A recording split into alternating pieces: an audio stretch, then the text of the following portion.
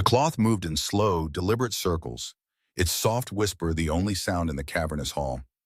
Amelia Hayes, known to everyone here as Mia, watched her own reflection warp and clarify on the glass tabletop.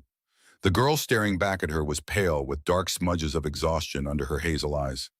Her brown hair was pulled back so tightly into a bun that it tugged at her temples, a constant dull ache that she had learned to ignore.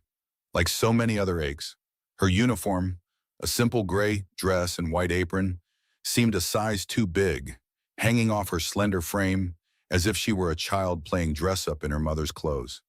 She was not a child. She was 22, and she felt ancient. The Thorne estate was less a home and more a monument to silence and control. Polished marble floors stretched into infinity, reflecting the cold light from vast, floor-to-ceiling windows. The walls were stark white, adorned with severe, abstract art that offered no comfort. Every surface gleamed under the recessed lighting, scrubbed and sterilized to perfection. The air itself smelled expensive, a sterile mix of lemon-scented cleaner and a faint, unidentifiable fragrance piped through the ventilation system. It was the scent of untouchable wealth. For Mia, it was the scent of her cage, a very clean, well-appointed cage. She pressed harder with the cloth, chasing a stubborn smudge that only she could see. It was a habit born of anxiety. If she focused on the microscopic imperfections, she could almost forget the macroscopic disaster that was her life. She could forget the reason she was here, polishing the furniture of a man who likely did not know her name. The debt, her father's debt, a crushing weight that had been transferred to her shoulders the day he passed. A debt not to a bank, but to a different kind of institution. One that didn't send polite letters. The Gallo family did not do polite. Working here for Julian Thorne was supposed to be her strange, terrifying form of sanctuary. Thorne and Gallo were rivals, two apex predators circling the same territory. The Thorne estate, with its legendary security, its high walls topped with razor wire, and its army of silent, watchful men, was considered impenetrable. As long as she was inside these walls, she was a ghost. She was invisible to the men who hunted her. She just had to work, keep her head down, and send almost every dollar she earned to an account number that felt like a ticking clock. 3 more years. That's what she told herself. 3 years of being a shadow, and then she would be free. Her fingers tightened on the cloth. Under her uniform, pressed against her chest, she could feel the faint outline of her silver locket. It was small and tarnished, a delicate chain holding a faded picture of her parents. They were smiling, caught in a moment of sunlight before the world turned gray. It was the only thing of value she had left, a reminder of what she had lost and why she had to keep going. Sometimes the cold metal felt like an anchor. Other times, it felt like a stone pulling her under. A sudden shift in the atmosphere made her freeze. It wasn't a sound, it was a pressure change, a drop in temperature, as if a storm cloud had just passed in front of the sun. Mia didn't need to look up. She knew. Her heart, which had been beating in a slow, tired rhythm, kicked into a frantic, panicked tattoo against her ribs. Her breath caught in her throat. She kept her eyes fixed on the glass table, on her own ghostly reflection. Julian Thorne walked through the hall. He moved with an unnatural silence for a man of his size, his polished leather shoes making no sound on the marble. He was a tall, imposing figure, encased in a tailored suit of charcoal gray that probably cost more than her father's entire debt. His black hair was slicked back from his forehead, severe and perfect. His jaw was a sharp, unforgiving line. He was power made flesh. Mia remained perfectly still, a statue of a maid. Her instructions from the head housekeeper on her first day had been clear. Do your job. Be invisible. If Mr. Thorne enters a room, you do not exist. You do not speak unless spoken to. You do not make eye contact. You are part of the furniture. He paused near a steel sculpture that twisted toward the ceiling. He wasn't looking at it. His gaze, the color of cold, stormy seas, was scanning the room. Mia felt his eyes sweep over her general direction without pausing, without acknowledging her presence in any way. It was a chilling dismissal. She was less than furniture. She was just empty space. Her hands began to tremble slightly. She gripped the polishing cloth until her knuckles turned white, praying he wouldn't notice the tiny tremor. To be noticed was to be scrutinized.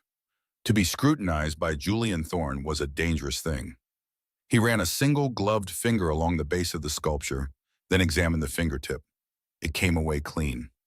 Of course it did. Mia had polished it less than an hour ago. A flicker of something, maybe satisfaction, maybe nothing at all, crossed his features before his face settled back into its default mask of detached authority. He turned and continued his silent, purposeful walk down the corridor, disappearing around a corner as soundlessly as he had arrived. The air rushed back into Mia's lungs in a shaky, silent gasp. The temperature in the room seemed to rise by several degrees. The tension that had seized her muscles began to recede, leaving her feeling weak and hollowed out. A faint scent of cedar and something sharp, like cold night air, lingered where he had stood. His cologne. Even his scent was intimidating. She stayed frozen for another 30 seconds, then a full minute, listening to the oppressive silence of the house reclaim the space. Only when she was certain he was gone did she allow her body to slump, her forehead resting for a moment on the cool, clean glass of the table. Her heart was still pounding. It was always like this when he was near. He was the master of this prison, the king of this cold, sterile castle. She was terrified of him. But her fear of him was a known quantity. It was a controlled fear, one dictated by rules and expectations. As long as she followed the rules, she was safe from his wrath. It was the fear of the world outside these walls, the unpredictable, violent fear associated with the gallows, that truly haunted her sleep. Here she was just a maid. Out there she was collateral. She straightened up, took another deep breath, and went back to polishing. The circular motion was soothing. In, out, round and round, a tiny controllable orbit in a universe of chaos. She worked for another 4 hours, moving through the silent, empty rooms like a phantom. She cleaned windows that were already spotless, dusted surfaces that held no dust, and arranged cushions that had not been disturbed. It was a pantomime of housekeeping, a ritual of obedience. The goal was not cleanliness. The goal was to be seen performing the task of being invisible. Finally, her shift ended. She deposited her cleaning supplies in a designated closet, her movements automatic. The staff wing was in the basement, a world away from the light and space of the main house. The corridors here were narrow, the lighting was fluorescent, and the air was thick with the smell of industrial laundry detergent and cooking from the nearby kitchen. It was jarring, but it was real. Down here, people spoke in hushed tones, but they spoke. They nodded at each other. They were tired, but they were human. Mia walked to her room, a small box-like space with a single bed, a small wardrobe, and a tiny cracked window that looked out into a concrete retaining wall. It was bleak, but it was hers. It was the only place in the entire world where she could close the door and be alone with her own thoughts, for better or worse. She shut the door behind her, the soft click of the latch an exhale of relief. She kicked off her sensible black shoes and sat on the edge of her bed, the mattress sighing under her weight. For a moment, she just sat there, letting the exhaustion of the day wash over her. It was more than physical tiredness. It was soul-deep, a weariness that came from carrying a constant, low-grade terror for months on end. Her hands went to her neck, her fingers finding the familiar shape of the locket. She pulled it out from under her collar and opened the small clasp. The photo inside was creased and faded. Her father, his arm around her mother, both of them squinting in the sun. He looked so happy, so carefree. There was no hint of the bad decisions, the desperate gambles that would eventually lead to this. He hadn't been a bad man, just a weak one, a man who chased a losing hand until it cost him everything. And then, it had cost her everything. A single tear escaped her eye and rolled down her cheek. She wiped it away angrily. Crying didn't pay the bills. Crying didn't make the gallows go away. She placed the locket on her small nightstand and began her nightly ritual. She changed out of her uniform and into a pair of worn gray sweatpants and an old t-shirt. The soft, familiar cotton was a small comfort. She washed her face at the tiny sink in the corner, scrubbing away the day's grime and the feeling of being an object on display. She looked at her reflection in the small, cheap mirror. The same tired eyes stared back, the same pale face. There was no escape. She sat back on her bed, pulling the thin blanket up to her chin, even though the room wasn't cold. It was a habit, a need for a barrier. She picked up the cheap, prepaid phone she kept for one purpose only, It was her line to the outside world, but only to one part of it, the part that owned her. Usually it remained silent. She made her weekly payment transfer, and in return, they left her alone. But it had been 3 days since the last payment was due. She had been short. An unexpected pharmacy bill for a recurring migraine had taken a bite out of her meager savings. She had sent what she could, along with a promise to make up the difference next week. There had been no reply. That silence was worse than any threat. Her thumb hovered over the screen. Maybe she should just turn it off. Pretend it didn't exist. Pretend they didn't exist. But that was a fantasy. Ignoring them would only make it worse. They valued control even more than they valued money. Her silence would be seen as defiance. As if summoned by her thoughts, the phone buzzed violently against her palm. The sound was like an electric shock in the quiet room. It was a harsh, ugly noise that made her flinch. Her blood ran cold. It was them. It had to be. Her fingers felt numb as she swiped the screen to unlock it. A single, unread text message waited for her. It was from an unknown number, but she knew exactly who it was from. Her heart hammered against her ribs, a frantic bird trapped in a cage. She held her breath and opened the message. There were only 7 words. 7 words that dismantled her entire world. 7 words that shattered the illusion of her concrete and steel sanctuary. The message read, "Time's up. We know where you are." The phone slipped from her numb fingers and clattered onto the thin blanket. Mia stared at the glowing screen, the words burning into her retinas. "We know where you are." The phrase echoed in the sudden, roaring silence of her mind. Here? They knew she was here? In the Thorne estate? But that was impossible. No one knew. She had been so careful. She had vanished. She had become a ghost. A wave of pure, unadulterated terror washed over her, so potent it made her physically sick. The walls of her small room suddenly felt like they were closing in. The retaining wall outside her window no longer looked like a part of the foundation. It looked like the edge of a grave. Her sanctuary was a myth. Her cage had no bars against the real monsters. They had found her, and if they could send a message, they could do more.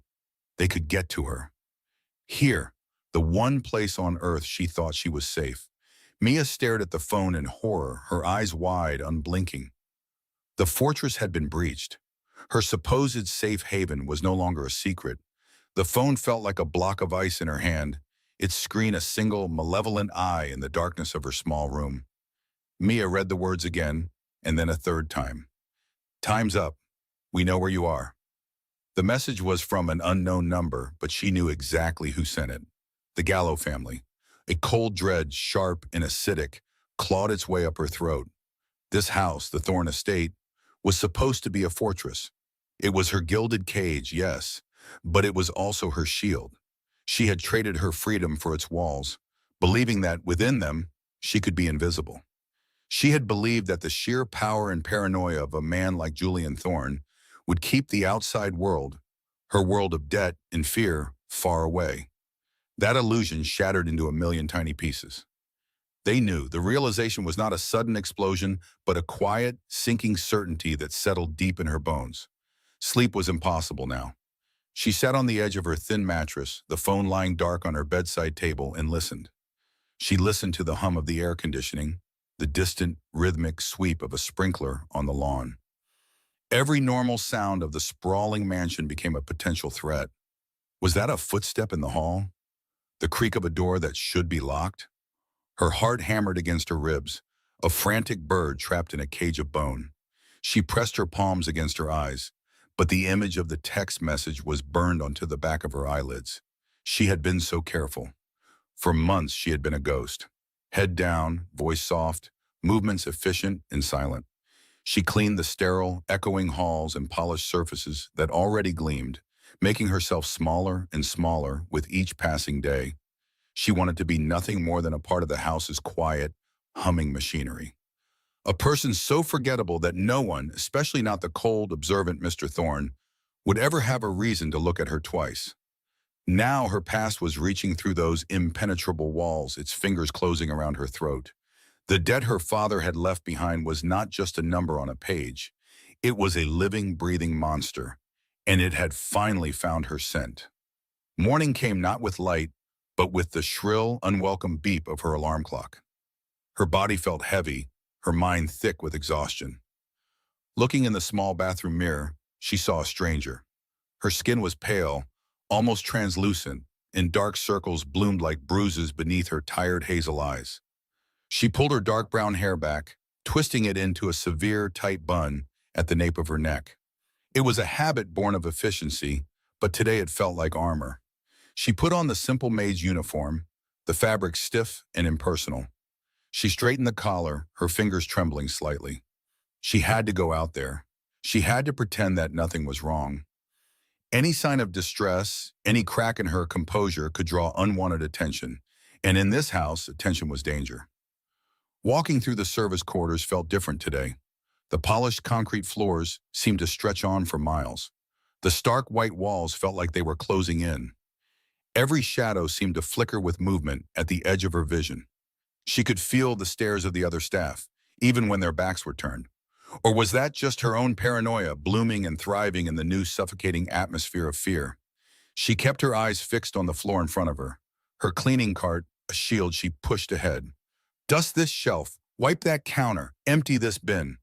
The familiar rhythm of her tasks was the only thing keeping her grounded, the only thing stopping her from screaming. Late in the afternoon, after the main household had taken their evening meal, one of her final duties was to collect the trash from the kitchen and ancillary rooms and take it to the large disposal bins near the estate's service gate. It was a task she usually didn't mind. The walk offered a brief moment of fresh air, a small escape from the recycled, sterile atmosphere inside. But today the thought of going outside near the perimeter of the property filled her with a profound and sickening terror. It was too close to the outside world, too close to them. She loaded the heavy black bags onto a dolly, the plastic rustling with a sound like dry, whispering leaves. Her hands felt slick with sweat. As she pushed the dolly down the long, sloping service path, the grand mansion loomed behind her like a stone mountain. Ahead, the high, wrought iron service gate stood sentinel, flanked by thick, manicured hedges and overshadowed by the dense woods that bordered the property. The air was cooler out here, carrying the scent of damp earth and pine needles. Usually a comfort, today it just smelled of isolation. The only sound was the rumble of the dolly's wheels on the pavement and the frantic thumping of her own heart. She reached the disposal area, a clean, contained section of concrete hidden from the main drive by a wall of cypress trees. She worked quickly, heaving the heavy bags into the massive bins, the clang of the metal lids echoing in the quiet twilight. One more bag, then she could go back inside, back to the cold, silent safety of the house. She reached for the last bag, her muscles straining.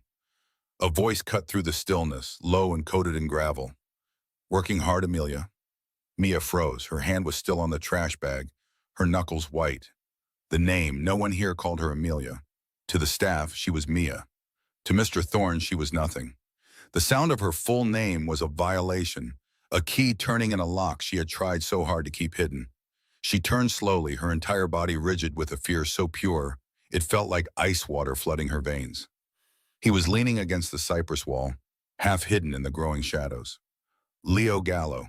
He looked just as she remembered him from the few terrifying encounters she'd had before fleeing the city. A cheap leather jacket that seemed too tight for his shoulders, wiry and restless. His dark hair was slicked back, and a belligerent smirk played on his lips. But it was his eyes that held her captive.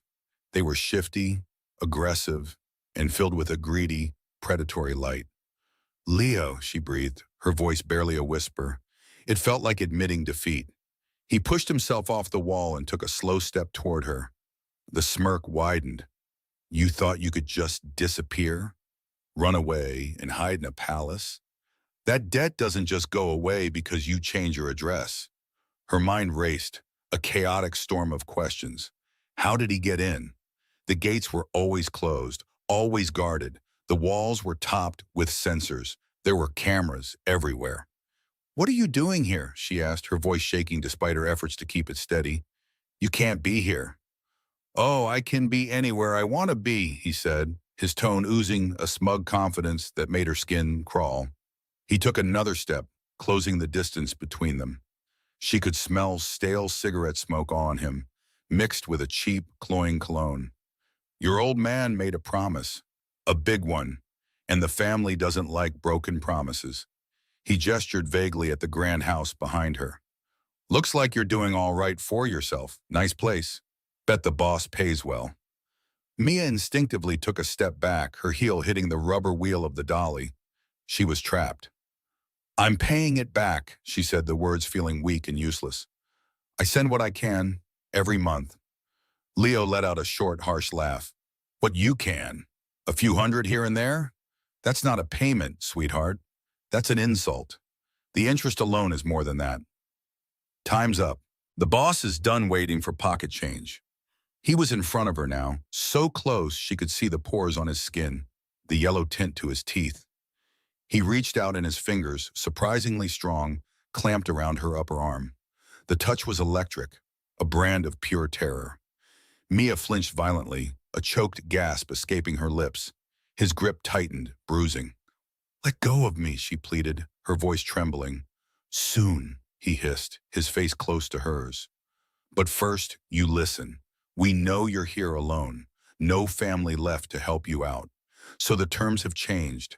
I'm going to be collecting the debt from now on, in person. And I'm going to need a much bigger down payment, very soon. His eyes dropped for a fraction of a second to the delicate silver chain around her neck, where her locket was hidden beneath her uniform. You'll give me what I'm owed, one way or another. Her blood ran cold. The threat was unmistakable, hanging in the air between them, thick and suffocating. Her locket. It was the only thing she had left of her parents. The thought of his grimy hands touching it, taking it, sent a wave of nausea through her. From a high window in the West Wing, Julian Thorne watched the evening shadows lengthen across his lawn. He stood in his library, a glass of whiskey sitting untouched on the massive mahogany desk behind him. This room was his sanctum, the one place in the sprawling, modern estate that felt like his own, lined with floor-to-ceiling bookshelves filled with first editions and worn leather-bound classics. It smelled of old paper, wood smoke from the cold fireplace, and the faint, sharp scent of whiskey. It was a room built on order and history, two things he valued above all else. He wasn't looking at anything in particular. He was scanning. It was a habit he had cultivated over years of defending his empire from threats both seen and unseen. His gaze swept over the manicured lawns, the stone pathways, the dark line of the woods at the edge of his property. Everything was as it should be, the sprinklers activated on their precise schedule. The patrol routes of his guards were unchanged. The sensors along the wall showed no breaches. It was a kingdom of perfect, absolute control. Then his eyes stopped. Near the service gate, partially obscured by the cypress trees, he saw movement that didn't belong. It was one of the maids. He didn't know her name, but he recognized the uniform. Her posture was rigid, terrified. And she was not alone. A man stood before her, a wiry figure cloaked in shadow. Julian's eyes narrowed. No one was scheduled for a delivery. No contractors were permitted on the grounds at this hour. No visitor, under any circumstances, approached a service entrance without being vetted, announced, and escorted. Julian remained perfectly still, his focus sharpening to a fine point. He was too far away to hear their words, but he could read the scene like a page of text. The man's body language was aggressive, leaning into her space. The maid's was defensive, recoiling. It was not a friendly chat, it was a confrontation. Julian's jaw tightened. This was an anomaly, a disruption in the carefully orchestrated world he had built. It was an imperfection, and he hated imperfections. Then he saw it. The man reached out and grabbed the maid's arm. A flicker of something cold and sharp moved through Julian. It was not anger, not yet. It was a possessive, territorial instinct.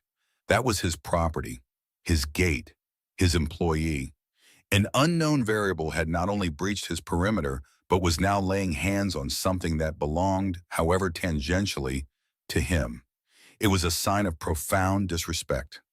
He watched the woman flinch, watched her try to pull away. He noted the man's hold tightening, his face moving closer to hers. The interaction was brief, lasting no more than 30 seconds. But in that half minute, 1,000 calculations ran through Julian's mind. Who was the man?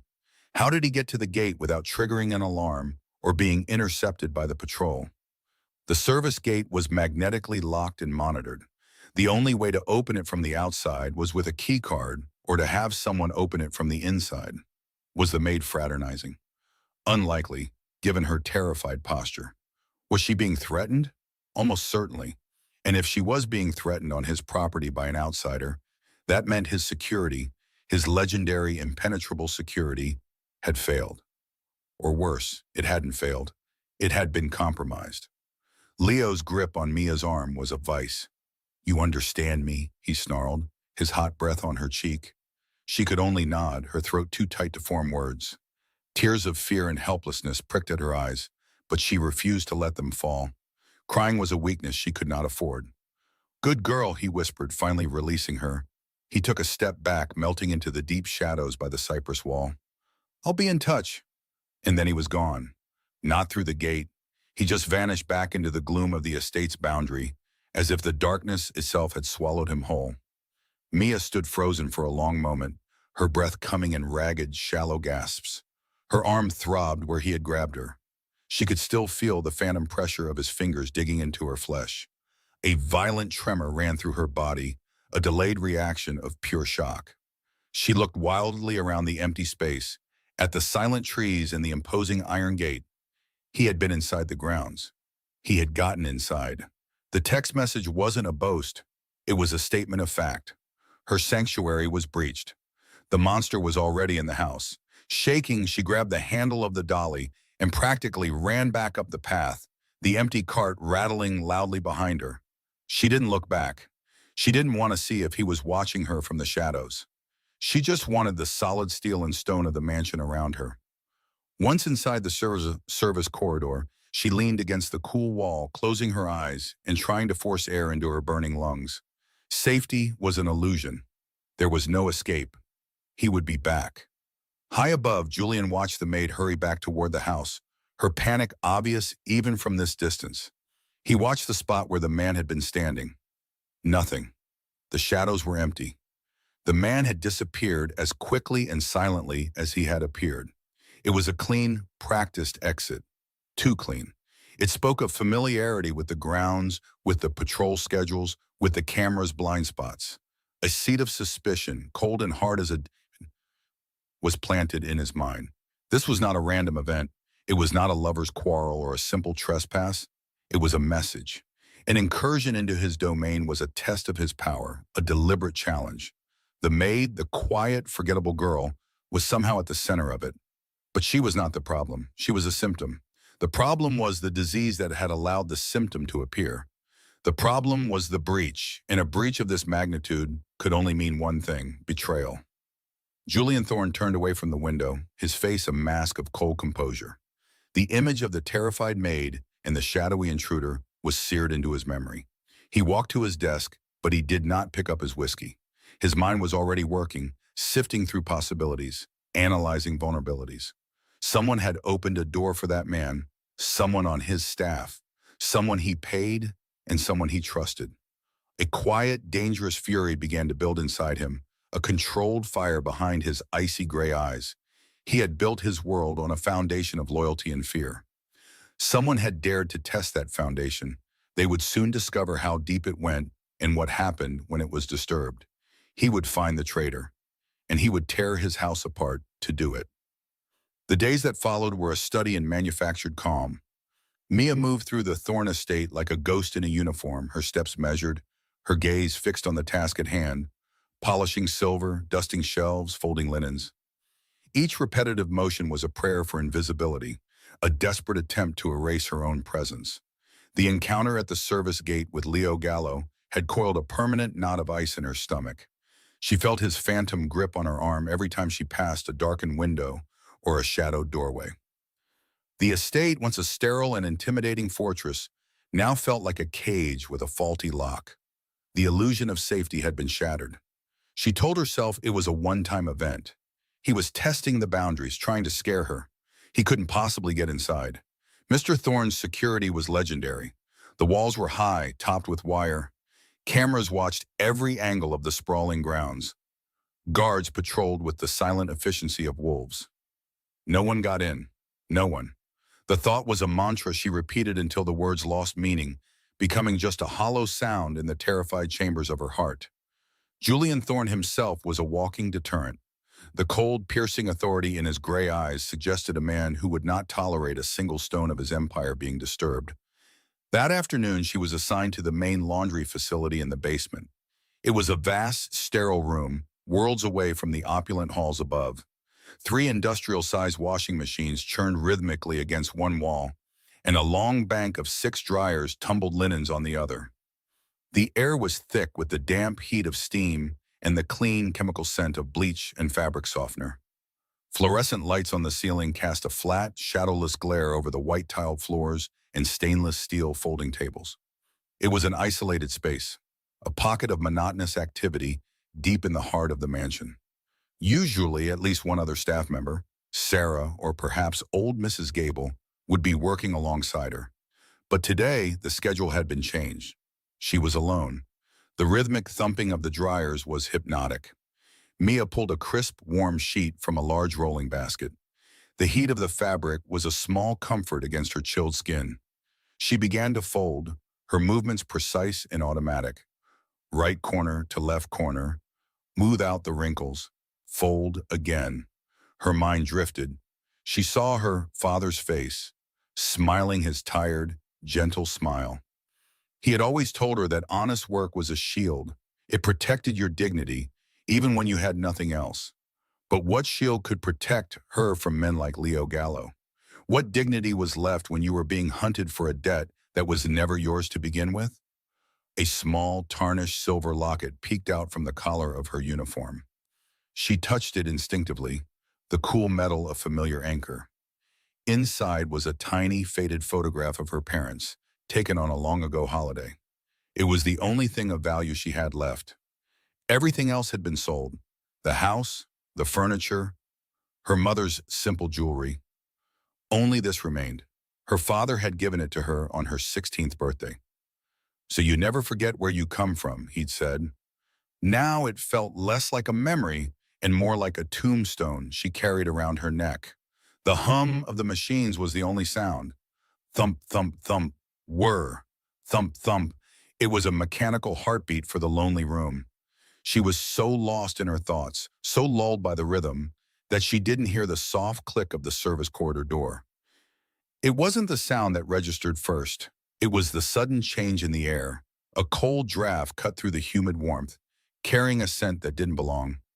Not bleach, not clean cotton. Something metallic and sour, like stale coffee and cheap cologne. Mia froze, her hands still holding the folded sheet. Her head lifted slowly. Her heart gave a single, painful thud against her ribs. Standing by the now-closed door was Leo Gallo. He wasn't supposed to be here. The thought was a scream in her mind, but no sound came out. He was inside. He was inside the house. The mantra of safety she had clung to crumbled into dust. He leaned against the door frame with a lazy, predatory smile, his dark eyes scanning the room as if he owned it. He looked utterly out of place, a smear of street-level grime on the sterile white canvas of the laundry. "Look at this place," he said, his voice a low sneer that barely carried over the noise of the dryers. "Big house, lots of shiny things, and here you are, washing their dirty laundry." He pushed himself off the door and took a slow step toward her. The heavy steel door had closed silently behind him, its lock engaging with a soft, final click. The sound was like a key turning in a prison cell. They were alone. Mia's breath caught in her throat. Her mind raced, a frantic scramble for logic that wasn't there. How? How did he get in? Through the gate? Past the guards? Past Marcus Vance and his tight-lipped security team? It was impossible. Unless someone had let him in. The thought was so horrifying, so destabilizing, that her knees felt weak. The betrayal wasn't just his presence. It was the fact of his presence. She took a step back, her hand instinctively flying to her throat, covering the locket. Her knuckles bumped against a steel folding table. There was nowhere to go. "What do you want?" she managed to whisper, her voice thin and reedy. Leo's smile widened. He enjoyed her fear. It was written all over his face. "What do I want? I want what I'm owed, Mia. The interest is piling up. My bosses are getting impatient, and so am I. He took another step, closing the distance between them. She could see the cheap fabric of his leather jacket, the way the harsh lights reflected in his greasy hair. I told you I'd be collecting. Did you think I was joking? I don't have it, she said, her voice trembling but firm. I'm working. I'm paying it off. Mr. Thorne pays the family directly. That was the arrangement. He let out a short, ugly laugh. The arrangement? The arrangement is whatever I say it is. The big boss gets his cut, sure, but that doesn't cover my expenses, my time, my trouble. He was only a few feet away now. He gestured around the room with a sweep of his hand.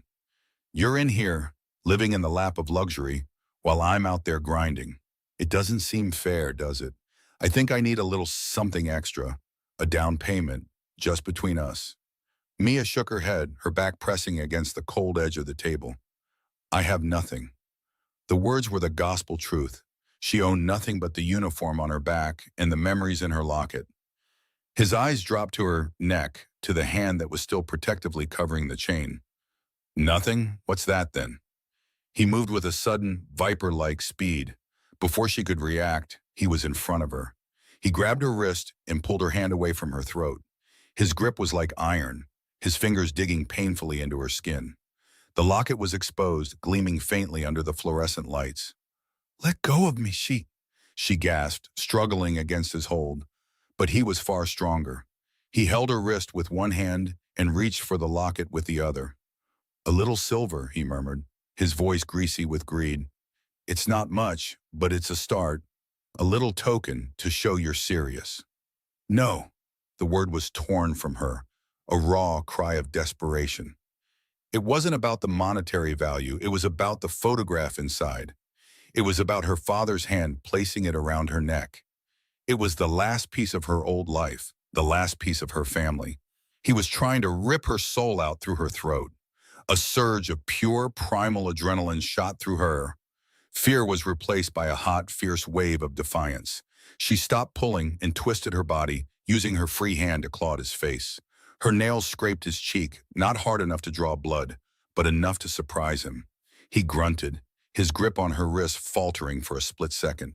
It was all she needed. She stomped her heel down, hard, onto his foot. He swore, a sharp, guttural sound, and shoved her away. The force was immense. Mia flew backward, her head hitting the tiled wall with a sickening thud. The world tilted violently. White spots exploded behind her eyes, and the rhythmic hum of the dryers dissolved into a high-pitched ringing in her ears. She slid down the wall, her body limp, landing in a heap on the cold floor. Dazed, she tasted the metallic tang of blood in her mouth where she'd bitten her tongue. Through the ringing, she saw Leo looming over her. The smirk was gone. His face was a mask of raw, ugly fury. The scratch on his cheek was a faint red line. He had wanted to intimidate her, to take something from her. He hadn't expected her to fight back. Her defiance had bruised his pathetic ego. You stupid girl, he snarled, his voice low and dangerous. He took a step closer, his shadow falling over her. You want to fight, huh? You want to be tough? He raised his hand. Mia flinched, trying to scramble away, but her limbs wouldn't cooperate. She was trapped, cornered, and wounded on the floor of a room that was supposed to be a sanctuary. The blow came faster than she could process. It wasn't a shove this time. It was a sharp, brutal strike across her cheek. The impact was a shockwave of pure pain. A bright, searing heat exploded on her face, radiating from her cheekbone all the way to her temple. Her head snapped to the side. The ringing in her ears intensified into a deafening roar. For a moment, she saw nothing but blinding white light. The pain was so intense, so immediate, it stole her breath. It wasn't just the physical sting, it was the humiliation, the raw, violent violation of it. He had struck her down as if she were nothing, an insect to be swatted. Just as his face began to swim back into focus, a new sound cut through the noise in her head. Footsteps. In the corridor outside. They were distant, but clear and steady. Someone was coming. Leo heard it too. His head whipped toward the door. The rage on his face was instantly replaced by a flash of raw panic. He was a rat caught out in the open. He shot Mia one last look, a mixture of hatred and fear, and then he turned and bolted. He fumbled with the door handle for a second. his swagger completely gone. He yanked it open, slipped through, and pulled it shut behind him. The heavy door clicked, and then silence. A profound, deafening silence, broken only by the steady, indifferent thump, thump, thump of the dryers. The footsteps in the hall faded away, moving in the opposite direction. Whoever it was, they hadn't seen. They didn't know. Mia lay on the floor, the cold tile seeping through her thin uniform. Her entire body trembled, a series of uncontrollable spasms born of shock and adrenaline. The world slowly came back into focus. The white machines, the steel tables, the neat piles of folded laundry. Everything was exactly as it was before, but everything had changed. This place was not safe. It had been breached, violated. Slowly, painfully, she pushed herself into a sitting position, her back against the wall. A single hot tear escaped her eye and traced a burning path over the skin of her cheek, stinging where he had hit her. The pain was a living thing, a hot, throbbing pulse centered on her face. Her hand rose, fingers trembling, and gently touched her cheekbone. The skin was already swelling, tender and hot to the touch. A dark bruise was already beginning to bloom beneath the surface, a visible mark of his trespass. Her other hand was clenched in a tight fist in her lap. She uncurled her fingers slowly. There in the center of her palm was the locket. The chain was still intact. In her desperate struggle, she had managed to protect it. It lay against her skin, its silver surface cool against the burning shame and pain. She clutched it, holding on as if it were the only solid thing in a world that had just been torn apart. Mia collapsed to the floor, clutching her bruised face and her locket, the sound of retreating footsteps echoing in the corridor arm. The tiled floor of the laundry room was cold, a stark contrast to the fire spreading across her cheek. For a moment that stretched into an eternity, Amelia Hayes lay there, the sound of her own ragged breathing loud in the sudden silence. The echo of Leo Gallo's retreating footsteps faded, leaving behind the hum of the industrial dryers and the metallic scent of fear. Her fingers were still clamped around the silver locket at her throat, the metal cool against her heated skin. It was safe. He hadn't taken it. That small victory felt hollow, a tiny flicker of light in a vast, encroaching darkness. Slowly, painfully, she pushed herself up. Her muscles screamed in protest. Every part of her felt bruised, violated. But the most intense pain was the throbbing in her face. She didn't need a mirror to know the damage. She could feel it in the swelling heat, the deep ache that pulsed with every beat of her heart. Getting back to her room was a journey through a nightmare landscape. Every shadow in the long, sterile service corridor seemed to hold a threat. Every distant clatter of a plate or muted voice from another part of the house made her flinch, convinced he was coming back to finish what he started. She finally reached the sanctuary of her small staff quarters, fumbling with the key card, her hands shaking so violently it took 3 tries to open the lock. The door clicked shut behind her, and she slid the deadbolt into place. The sound was a small, definitive snap in the quiet room. She leaned her entire weight against the solid wood, her forehead pressed against its cool surface, and squeezed her eyes shut. She was safe for now. But safety was an illusion. The attack hadn't happened outside the gates. It had happened here inside the fortress. The monster was not only at the door he had been invited in. Her tiny bathroom was a world of white tile and unforgiving fluorescent light. She avoided her own gaze as she turned on the tap, splashing cold water on her face. The sting when the water hit her cheek was sharp and immediate, drawing a sharp hiss of breath through her teeth. Finally, she forced herself to look up. The reflection that stared back was a stranger. Her skin was a ghostly pale, except for the horrifying bloom of color on her left cheekbone. It was a vicious mark, a dark nebula of purple and deep blue spreading under her eye, already starting to swell and distort the shape of her face. It was a sign, a brand. It was proof that the impenetrable walls of the Thorne estate had been breached, and she was the reason. Panic, cold and sharp, seized her. It wasn't just the pain or the humiliation. It was the terrifying realization of what this meant in Julian Thorne's world. Mr. Thorne did not tolerate weakness. He did not tolerate chaos. His home, his life, was a monument to absolute control, A violent intrusion, an attack on a member of his staff within his own walls, was not just a crime. It was an act of profound disrespect, an insult to his power, and he would not look at her and see a victim. He would see the source of the problem. He would see a complication, a loose thread that threatened to unravel the perfect order he had woven around himself. He would cut that thread without a second thought. He would cast her out, back into the world where Leo Gallo was waiting. The thought sent a tremor through her body so powerful she had to grip the edges of the sink to keep from falling. Her life here, this strange and terrifying half-life, was over. No, she couldn't let that happen. She wouldn't. There had to be a way. Her frantic gaze darted around the small bathroom, searching for a solution, a miracle. Her eyes landed on her small toiletry bag sitting on a shelf. Makeup. She could hide it. The thought was a desperate lifeline in a sea of terror. She scrambled for the bag, her clumsy, shaking fingers spilling its contents across the tiled floor. A hairbrush, a tube of toothpaste, and there, rolling under the sink, was a cheap stick of concealer. She snatched it up. It was a pale, waxy shade she used to cover the dark circles of exhaustion under her eyes. It was almost gone. She twisted the bottom of the plastic tube, and a small, pathetic nub of product emerged. It would have to be enough. Her hand was unsteady as she brought the stick to her face. She dabbed it gently over the darkest part of the bruise. The cool, waxy texture was a strange sensation against the hot, swollen skin. She turned back to the mirror. It was a disaster. The concealer was too light, creating a chalky, obvious patch that did nothing to hide the swelling or the deep, ugly colors beneath. In fact, it looked worse. It looked like a clumsy, guilty attempt to hide something, which of course it was. Tears of frustration welled in her eyes, stinging the raw skin. She tried again, dabbing more product, attempting to blend it with her fingertips.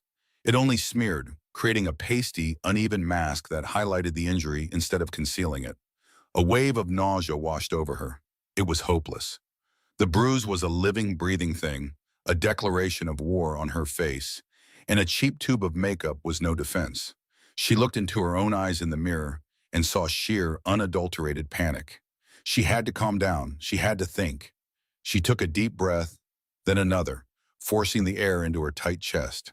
She practiced a neutral expression, the blank, invisible mask she wore while serving dinner or dusting priceless artifacts. But the girl in the mirror didn't look neutral.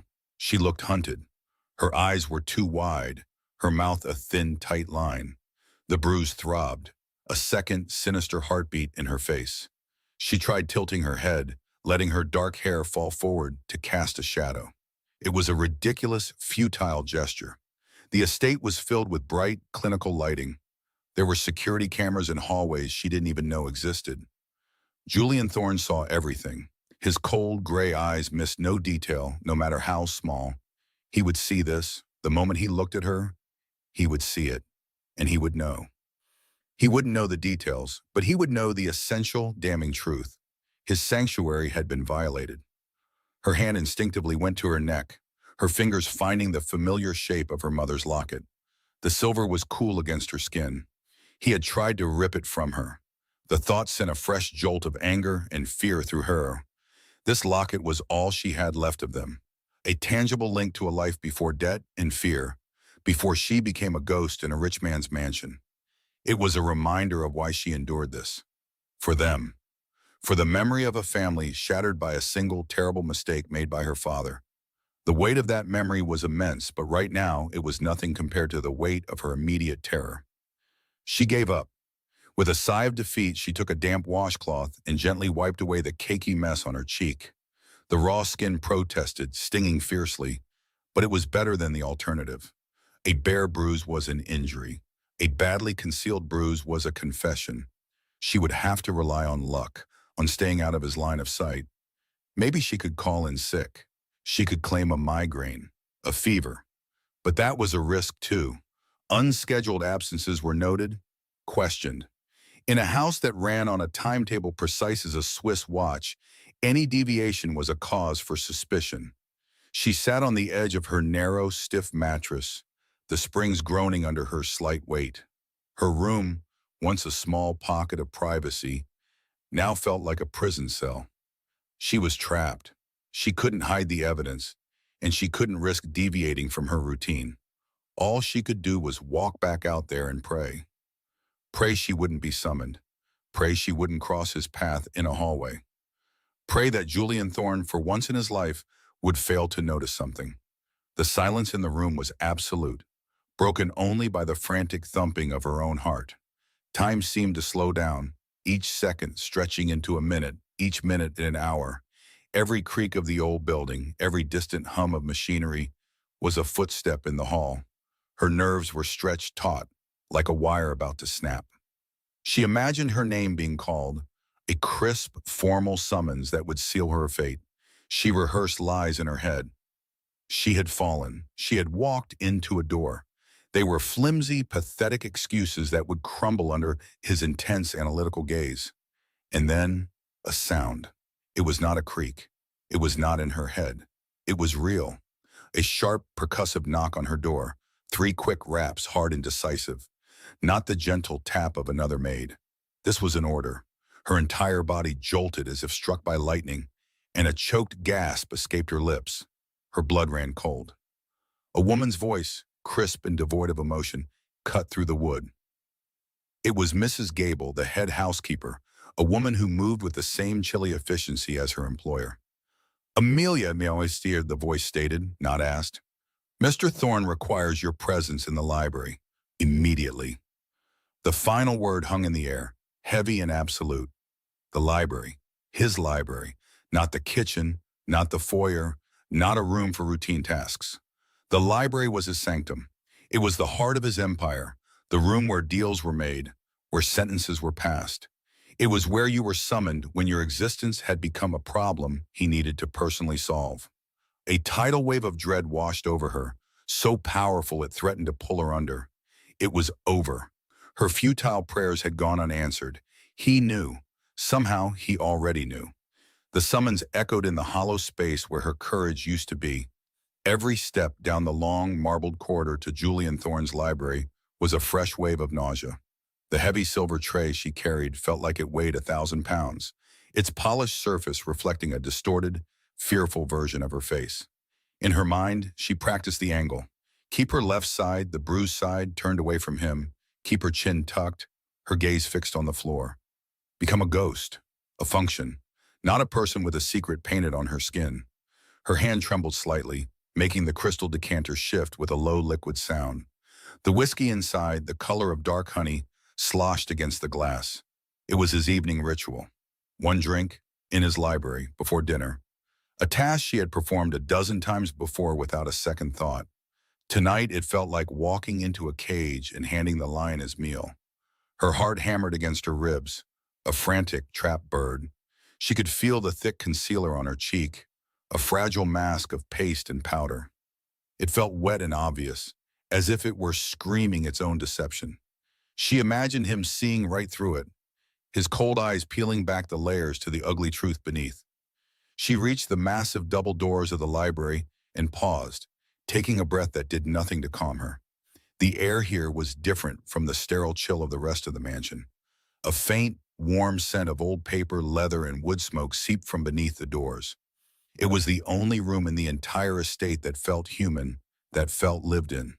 And it was his most private space. Pushing the door open with her shoulder, she slipped inside, letting it swing shut behind her with a heavy, final click. The sound sealed her in. The room was just as she remembered, yet entirely new to her terrified senses. A low fire crackled in a grand stone fireplace, casting dancing shadows on the floor-to-ceiling mahogany shelves. Thousands of books stood silent witness, their spines forming a mosaic of dark leather and gold leaf. The silence here was different, too. It was not the empty, waiting silence of the hallways, but a deep, comfortable quiet. It was the silence of a man completely at ease in his own domain. And at the center of it all, behind a desk the size of a small boat, sat Julian Thorne. He did not look up. His entire focus was on a stack of documents in front of him, his hand moving across a page with a fountain pen. The only sounds were the soft whisper of the fire, the gentle scratch of the nib on paper, and the frantic drumming of her own blood in her ears. His presence was a physical weight in the room, an anchor of immense, unmoving power. He wore a dark gray sweater, the sleeves pushed up to his forearms. It was a rare glimpse of him outside his perfectly tailored suits, yet he seemed no less formidable. If anything, the casual attire made him seem more dangerous, more real. Mia began the long walk across the priceless Persian rug, her soft-soled shoes making no sound. Each step was a carefully measured act of self-preservation. She kept her body angled, presenting her right side to him. The lie felt heavy on her tongue, even though she hadn't spoken a word. The bruise on her cheek throbbed with a dull, insistent ache, a constant reminder of the violation in the laundry room. The memory of Leo Gallo's sneering face, his rough hand on her throat, flashed behind her eyes. She squeezed them shut for a fraction of a second, forcing the image away. Not here, she could not fall apart here. She reached the edge of his desk. It was a vast expanse of polished, dark wood, impeccably organized. A single lamp cast a warm pool of light over his work, leaving the rest of his face in shadow. He still had not acknowledged her. She could smell the faint, clean scent of his cologne, a subtle note of sandalwood and something cold, like winter air. Carefully, she leaned forward, extending her arms to place the heavy tray on the far corner of the desk, as far from his pool of light as possible. Her movements were slow, deliberate, praying for invisibility. The tray settled onto the wood with a soft, muffled thud. For a glorious, heart-stopping moment, she thought that was it. He would dismiss her with a wave, or perhaps say nothing at all, and she could back away, escape back into the anonymous safety of the staff quarters. She began to straighten up, her muscles screaming with the urge to turn and flee. She was a ghost. He hadn't seen her. He hadn't seen anything. But then his left hand, the one not holding the pen, lifted from the desk. He didn't look at her. He didn't speak her name. He simply made a small, curt gesture toward the decanter and the empty glass beside it. Pour. The unspoken command was as clear as a shout. Her heart, which had just begun to slow, seized in her chest. She couldn't leave. He wanted her to stay. He wanted her to perform the ritual. A cold sweat broke out on her forehead. She had to move closer. She had to step back into the periphery of his vision, to stand beside his chair and perform a task that required a steady hand she absolutely did not possess. Her own hands, hidden for a moment, were shaking visibly. "Yes, Mr. Thorne," she whispered, her voice barely a thread of sound. It was a mistake to speak. The sound was thin and reedy, full of a tremor she could not conceal. He gave no sign that he heard her. His focus remained on the document before him. The scratching of his pen continued its steady rhythm. Taking a shallow, shaky breath, Mia moved to the side of the desk. The warmth from the fireplace was on her back, but a deep, internal chill had settled into her bones. Her whole body felt brittle, as if she might shatter. She reached for the heavy crystal decanter. The glass was cool and solid beneath her clammy fingers. Her other hand, the one she would use to steady the glass, felt numb. She could feel his proximity now, a radiating field of pure intensity. She was so close she could see the faint, thin scar that cut through his left eyebrow, a detail she usually only noticed from a distance. The fabric of his sweater, the dark hairs on his forearm, the controlled power in his hand as it held the pen. Everything was hyper-detailed, sharpened by her fear. Her world had shrunk to this single terrifying moment. Pour the drink and get out. She lifted the decanter. It felt impossibly heavy. The amber liquid swirled, catching the light from the desk lamp. She positioned the spout over the heavy-bottomed crystal tumbler. Her mind was a whirlwind. She saw Leo's fist. She felt the impact on her cheekbone. She clutched the memory of her locket, safe beneath her uniform, a cold little secret against her skin. Her hand was shaking more violently now, a tremor that started in her shoulder and traveled all the way down to her fingertips. She tipped the decanter. The whiskey began to flow, a silent golden stream. She focused on it, trying to will her hand to be still. The liquid hit the bottom of the glass, just a little more. Steady. Her breath was trapped in her throat. Her entire being was focused on this one simple act. But the shaking was too strong. It was a physical manifestation of her terror, a betrayal by her own body. Her trembling hand faltered. The elegant crystal spout, heavy with whiskey, dipped just a fraction too far. It connected with the rim of the glass. The sound was tiny, a small, sharp clink, but in the profound, focused silence of the library, it was like a bell tolling a death sentence. It was a crack in the perfect, controlled atmosphere of the room. A flaw, a mistake, an intrusion. Instantly, the steady scratching of the pen stopped. The silence that followed was absolute, and 1,000 times more terrifying than the noise before it. The small clink of glass against glass hung in the air, an echo that seemed to expand, filling every corner of the vast room, demanding attention. It was the sound of a carefully constructed world beginning to break, and it was more than enough to finally draw his gaze. The tiny sound was a gunshot in the silent room, a sharp, crystalline clink of the whiskey bottle against the rim of the glass. Mia's breath caught in her throat, a tiny strangled gasp. Her fingers, slick with nervous sweat, tightened around the heavy decanter. For a horrifying second, she thought she would drop it. The imagined crash of shattering glass and amber liquid splashing across polished mahogany filled her mind. It would be a disaster, a mess, a reason to be noticed. She willed her hand to stop shaking, planting her feet firmly on the plush rug, trying to anchor herself to the floor. Don't look up. Don't look up.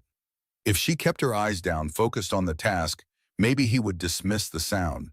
Maybe he would think it was the ice settling or a log shifting in the grand fireplace across the room. She could feel the heat of his attention, even though he had not yet moved. It was like standing too close to a dormant volcano. The air itself felt different, charged with a sudden, terrible potential. His pen stopped scratching against the paper. The silence that followed was worse than the sound that had caused it. It was a weighted, absolute void. Mia continued to pour, her movements now unnaturally slow and deliberate, a pantomime of competence. The whiskey flowed into the glass, a thread of liquid gold. Her entire world narrowed to that single terrifying task. The liquid reached the two-finger mark she had been instructed to use. She righted the decanter with a small, jerky motion and placed it back on the silver tray. Her heart was a wild drum against her ribs. Each beat echoed the same frantic prayer. Please don't look. Please just take the drink and let me go. She could feel her pulse throbbing in her neck, a frantic, desperate bird trapped beneath her skin. The concealer on her cheek suddenly felt thick and useless, like a childish paint that could be seen through from a mile away. Slowly, almost lazily, Julian Thorne's head lifted. It was not a sudden movement. It was a deliberate, unhurried unfolding, the motion of a predator that knows its prey is already cornered. Mia kept her gaze fixed on the swirling liquid in the glass, her hair falling forward to create a flimsy curtain along the side of her face. She could see his reflection, distorted and fractured, in the curved surface of the whiskey decanter. A dark suit, a sliver of a white collar, the vague shape of his severe face. His eyes, cold and gray, came into view. They were not looking at the drink she had just poured. They were fixed on her. She felt the weight of his gaze like a physical touch, a cold pressure against her skin. It was an analytical, dissecting look. The kind of look that stripped away pretenses and left only the raw, uncomfortable truth. His eyes passed over her face with an unnerving lack of haste. There was no flicker of recognition, no sign of humanity. It was the detached assessment of an asset, a piece of his household.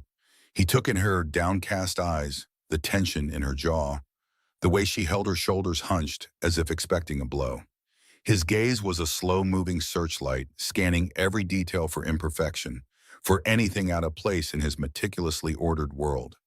For a moment it seemed he might find nothing. His eyes moved from her forehead, down the bridge of her nose to her trembling lips. She pressed them together, trying to still their quivering. His gaze lingered there for a fraction of a second too long, and a fresh wave of cold dread washed over her. He saw the fear. Of course he saw it. He was a man who lived and breathed the nuances of human weakness. Then his eyes moved again, drifting sideways, and they stopped. It was as if a switch had been flipped inside him. His gaze, which had been coolly analytical, snapped back to her cheekbone with a sudden, sharp intensity. The air in the room crackled. All the detached curiosity vanished, replaced by a focus so absolute it felt like it could burn her. His eyes narrowed. the piercing gray hardening into chips of granite. He was no longer just looking at her. He was looking through her, past the clumsy makeup, past the skin, directly at the ugly, painful truth blooming beneath. The bruise, the mark of violation, the proof that the sanctity of his fortress had been breached. Mia felt her carefully constructed composure begin to crumble, the cracks spreading through her like ice splintering under pressure. She wanted to run, to disappear, to become as invisible as she had always tried to be. But she was pinned, held captive by nothing more than his stare. His entire posture shifted. He had been leaning forward over his desk, a man absorbed in his work. Now he slowly, almost imperceptibly, straightened his spine. His shoulders squared. His body went utterly, unnaturally still. The only thing that moved were his eyes, scrutinizing the discolored skin on her cheek. He was a statue of judgment, carved from anger and ice. The faint, thin scar that cut through his left eyebrow seemed to darken, a stark white line against his suddenly rigid features. Mia could feel the blood draining from her own face, leaving her cold and lightheaded. The warmth from the fireplace no longer reached her. The opulent library, with its floor-to-ceiling shelves of leather-bound books and the rich scent of wood smoke and old paper, transformed around her. It was no longer a room. It was an interrogation chamber, a cage, and she was the subject under examination. Her mind raced, a chaotic jumble of excuse and lies. She could say she fell. She could say she walked into a door. The laundry room was full of heavy machinery. She could claim she had bumped into a steel cart. But she knew with a sickening certainty that he would not believe her. A man like Julian Thorne did not get to his position by accepting clumsy lies. He would see the shape of it. He would see the faint impression of knuckles. He would know it was not an accident. He would know it was a blow delivered with intent. And then the questions would start. Who? Why? How? Questions she could not answer without exposing the entire sordid truth of her life. The debt, her father's shame, the circling vultures from the Gallo family. Admitting that would mean admitting she was a liability, a walking, breathing security risk in the home of a man for whom security was everything. He would cast her out without a second thought.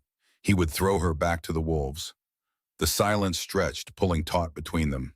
Seconds ticked by, each one a small lifetime of pure, undiluted terror. She could hear the frantic beat of her own heart, a sound so loud she was sure he could hear it too. She risked a glance up, a fleeting, terrified flicker of her eyes towards his. It was a mistake. His gaze was locked on the bruise, but he felt her movement. His eyes lifted and met hers directly. The force of it felt like a physical impact. There was no anger in his expression yet, not the hot, explosive anger she might have expected. This was something far colder, far more dangerous. It was a controlled, calculating stillness. It was the quiet of a deep, frozen lake, its placid surface hiding immense pressure and crushing depths. He was processing, calculating, connecting points she couldn't even see. The man at the service gate, her trembling hands, and now the violence etched onto her face. He knew the thought hit her with the force of a physical blow. He didn't know everything, not yet. He didn't know Leo's name or the reason for the debt, but he knew the most important thing. He knew that the mark on her face was not from a fall. He knew it was from a person. And he knew, with the chilling certainty of a king surveying his castle, that no unauthorized person could get inside his home, not without help. The implications of that realization settled into his features. The tightness around his eyes was not just about her injury. It was about the betrayal it represented. Someone had opened a door. Someone had compromised his sanctuary. Her personal terror was a small, insignificant detail in a much larger, more dangerous equation. She wasn't just a victim. She was evidence. She was the living proof of a traitor in his midst. Mia's throat was so dry she thought she might choke. She tried to swallow, but there was nothing to swallow. She could feel a single hot tear welling in the corner of her eye, a humiliating testament to her shattered control. She fought it, blinking rapidly, staring at a spot on his desk just past his shoulder. She focused on the intricate silver handle of a letter opener, its polished surface reflecting the firelight. She tried to anchor her spiraling thoughts to its solid, inanimate form, but it was useless. His presence filled the room, sucking all the air and warmth out of it, leaving only a cold, suffocating vacuum. The scent of his expensive cologne, a sharp, clean fragrance she usually found intimidatingly pleasant, now smelled sterile and threatening, like a hospital. The soft leather of his chair creaked faintly as he shifted his weight, a sound that made her flinch. He had not spoken a single word. He did not need to. His silence was a weapon, expertly wielded. It was designed to unnerve, to dismantle, to force the truth into the open. He was giving her the space to incriminate herself, to babble a confession out of pure fear. But her fear had frozen her tongue. She stood rooted to the spot, a servant girl with a secret branded on her skin, waiting for the verdict from her cold, untouchable master. Her mind flashed to an image of her father, in his own much humbler study, a room filled with overflowing bookshelves, stacks of paper, and the comforting smell of pipe tobacco. He would have seen the bruise and his kind face would have crumpled with worry. He would have pulled her into a hug, his arms a safe harbor, and asked what was wrong, his voice full of gentle concern. The memory was so vivid, so painful that it felt like a fresh wound. That world was gone. That safety was a ghost. She was here in this cold marble mausoleum, under the unblinking gaze of a man who dealt in power and violence, not kindness and hugs. Julian Thorne slowly reached out his hand. It moved with a fluid grace that was at odds with the rigid tension in the rest of his body. Mia braced herself, a primitive, instinctual fear tightening every muscle. But he did not reach for her. His hand moved across the vast expanse of his desk, his long, elegant fingers hovering for a moment. Then with an unnerving, deliberate slowness, he closed his fingers around the black fountain pen he had been using. He lifted it from the document it rested on. The movement was precise, economical, and filled with a terrible, unspoken meaning. It was the gesture of a man who had finished one task and was now turning his full, undivided attention to another. The business of running his empire was over. The business of the girl with the bruised face had begun. He set the pen down. He did not toss it aside.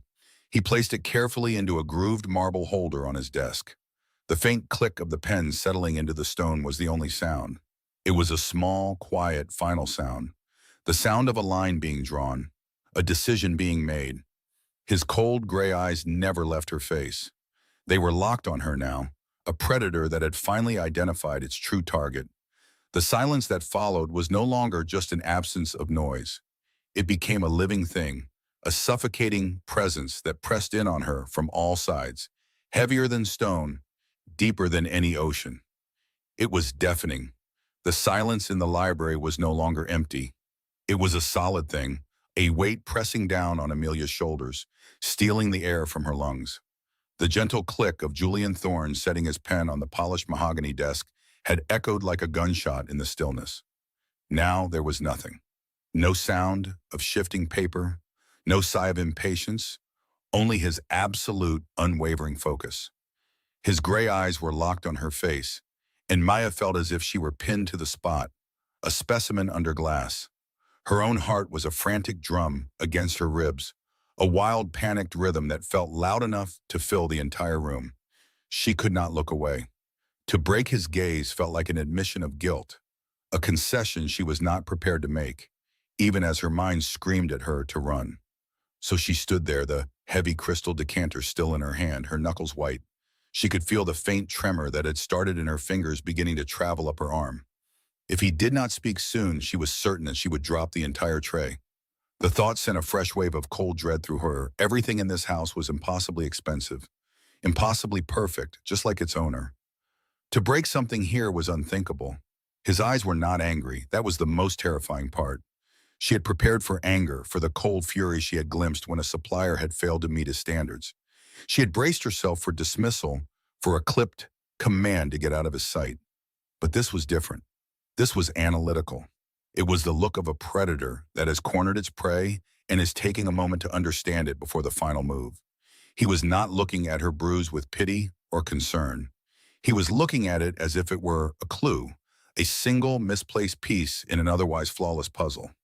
Mia's thoughts scrambled, a chaotic mess of excuses and lies she had rehearsed in the tiny mirror of her staff bathroom. I tripped. I walked into a door. It was an accident in the laundry room, a falling shelf. The words were there, lined up on her tongue, ready to be deployed. But they felt flimsy and pathetic under the weight of his stare. He would see through them in an instant. A man like Julian Thorne did not get where he was by believing clumsy lies from a housemaid. He dealt in a world of violence and deception. He would recognize its shadow on her face. He saw the pathetic layers of concealer she had caked onto her cheekbone. He saw the faint puffiness that no amount of makeup could hide. He saw the way she held her jaw stiffly, a subconscious effort to minimize the throbbing pain. His gaze was so intense it felt physical, a pressure against her skin. She could almost feel him mentally stripping away the facade, calculating the force of the blow, the angle of impact. He was dissecting her shame, her fear, and her pain with the detached precision of a surgeon. Her breath hitched. She had to say something, anything to break this awful, crushing silence. Apologize, make an excuse, ask if he needed anything else. But her throat was tight, the words caught behind a knot of pure terror. She was an intruder in his world of quiet power and brutal order, and she had brought the chaos of her own life into his sanctuary. This was the one thing she had sworn to herself she would never do. She was here to be invisible, to work until her father's debt was a ghost of a memory, and then disappear. But Leo Gallo had followed her. He had put his hands on her, not out on the street, but here, inside these walls, inside Julian Thorne's fortress. And now the evidence of that violation was painted on her skin for the master of the house to see. He had not yet connected the dots, she prayed. He just saw an injury, a problem with his staff.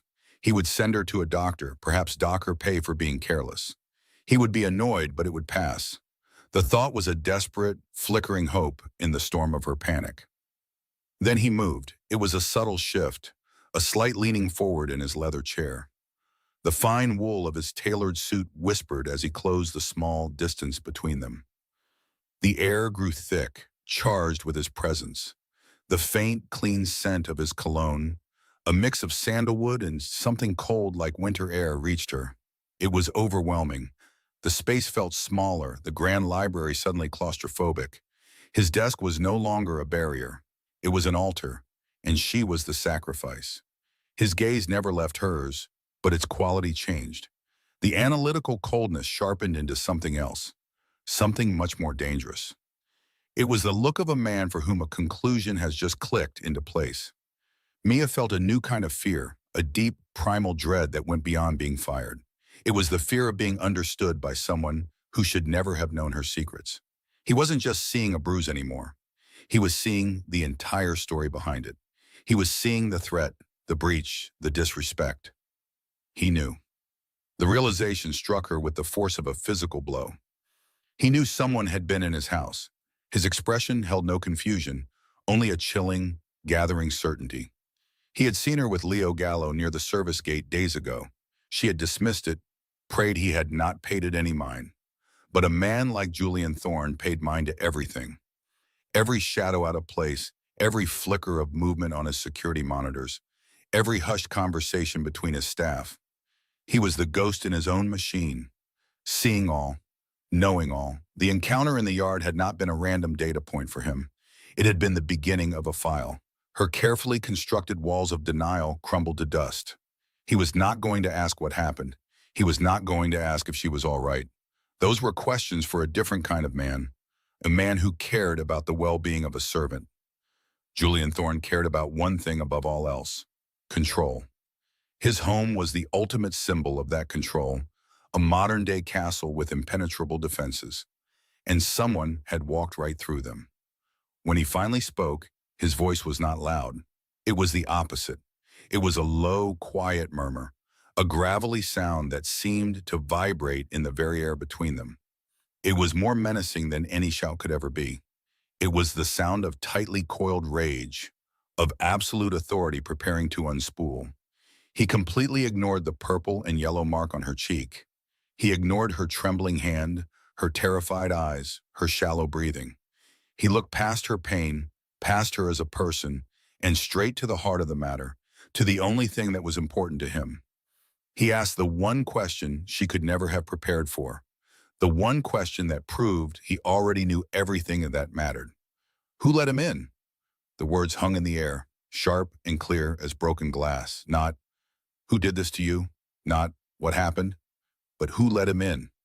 The pronoun was clear. He knew it was a man. He knew that man did not belong here. And most importantly, he knew that the only way in was with help from the inside. He had bypassed her personal trauma and gone straight to the betrayal against him. In 6 simple words, he had told her that he understood the situation completely. He was not investigating an assault. He was hunting a traitor. Mia's mind went utterly blank. The frantic cascade of lies, excuses, and fears simply ceased. There was nothing left but the echo of his question and the terrifying clarity of his perception. He had seen it all. He had seen through the makeup, through her fear, and into the core of the problem. Someone in his trusted circle, someone paid to protect this very house, had opened the door to an enemy. And he had used her, a simple maid, to figure it out. The shock was a physical sensation, a jolt that went through her entire body. Her carefully maintained composure, the mask of quiet obedience she wore every single day, finally shattered. All the strength she had used to hold herself together, to survive the attack, to hide the evidence, to face him now, it all dissolved in an instant. The sheer, breathtaking intelligence behind his question was more overwhelming than the threat of any violence. He had not needed a confession. He had simply looked at her and seen the truth. A single hot tear she had no power to stop escaped from the corner of her eye. It broke free, a testament to her broken control, and traced a slow, silent path down her cheek. It crossed over the tender, discolored skin of her bruise, a cool line of water over a landscape of pain. Her eyes, wide with a stunned mixture of terror and awe, remained locked on his. She could not speak. She could not move. She could only stare at the man who had just exposed the deepest, most dangerous secret of her life with a single devastating question. The single tear felt like a betrayal. It was a hot, stinging track on her cold skin, a crack in the dam she had so carefully constructed. The question hung in the air, heavy and sharp, not an accusation but a statement of fact. Who let him in? He already knew the most important part. He knew the fortress had been breached. He knew the violation was not random but planned. All the terror, the pain, the frantic concealment of the past few hours collapsed under the weight of those 4 words. Her control did not just crumble, it atomized. A sound tore from her throat, a choked, desperate gasp that was half a sob. Her body began to tremble violently, a tremor that started in her hands and radiated through her entire frame. The whiskey decanter on the silver tray seemed to blur. The polished surface of the desk swam before her eyes. She squeezed her eyes shut, but the image of his face, cold and unmoving, was burned onto the inside of her eyelids. Another sob broke free, louder this time, ragged and ugly. The composure she wore like a uniform was gone, ripped away, leaving her utterly exposed. She could not stop the tears. They came in a hot, blinding rush, flowing from a place of fear so deep she had forgotten it was there. It was the fear from the alley, the fear from the laundry room. But it was older than that. It was the fear of letters in the mail, of hushed phone calls late at night. It was the fear that had haunted her father's last years and had become her own inheritance. Her breath came in frantic, hitching gasps. She brought a shaking hand to her mouth to stifle the sounds, but it was useless. The grief and terror were a physical force, wrenching their way out of her. Through it all, Julian Thorne did not move. He did not lean back in his chair. He did not look away. He did not even blink. His gray eyes remained fixed on her, his focus absolute. There was no pity in his gaze, no anger, no shock. There was only a profound, unnerving stillness, an intensity that felt like a physical weight pressing down on her. It was as if he were watching a storm break, not with the intention of stopping it, but to understand its nature, to map the path of every single raindrop. His silence was not empty. It was demanding. It was a vacuum, pulling the truth out of her.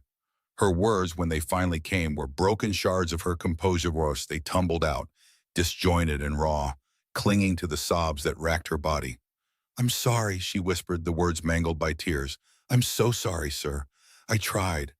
I tried to hide it. She gestured weakly toward her bruised cheek, a useless, fluttering motion of her hand. The confession was a torrent, and she was drowning in it. He was here, in the house, in the laundry room. The statement hung in the library, a flagrant violation of the room's quiet sanctity. The smell of old books and his whiskey suddenly felt cloying, suffocating. She expected him to erupt, to shout, to call for security, but he remained perfectly still, his posture unchanged. His stillness was more frightening than any rage could have been. It told her he was not surprised. He was only gathering information. His silence compelled her to continue, to fill the void with the whole terrible story. He, he said I was out of time, she stammered, her voice thin and reedy. He was waiting for me. He grabbed me. The memory was vivid, a splash of cold dread in her mind. She could almost feel the rough texture of the industrial washing machine against her back, the smell of bleach and his cheap cologne. He wanted money. He grabbed for this. Her fingers flew to her neck, closing protectively around the small, tarnished silver locket that was always hidden beneath her uniform. It was the only thing she had left of them. It was my father's, she explained, though he had not asked. The story was spilling now, out of her control, a feverish narrative of shame and desperation. The debt, it was my father's. He owed them money, the Gallo family. She said the name and it felt like poison on her tongue. It was a name whispered with fear in the neighborhoods where she grew up, a name synonymous with broken things. Julian's expression did not flicker at the name, but she felt a subtle shift in the quality of his attention, a sharpening of his focus that was almost imperceptible. He was connecting dots she hadn't even known were visible. My father, he tried, she continued, her voice cracking with a grief she had held back for 2 years. He worked so hard, but it wasn't enough. They kept adding more. The interest, it just grew. When he passed away, the debt became mine. She looked down at her own hands, clasped so tightly in her lap her knuckles were white. They looked so small, so incapable of holding up the weight of a dead man's mistakes. I had nowhere to go. I got this job to try and pay it. To be safe. I thought I would be safe here. The irony was a bitter taste in her mouth. She had run to the lion's den to escape the wolves, only for a wolf to be let in through the back door. They found me a few weeks ago. I got a message. The memory of the glowing screen in her dark room made a fresh wave of nausea roll through her.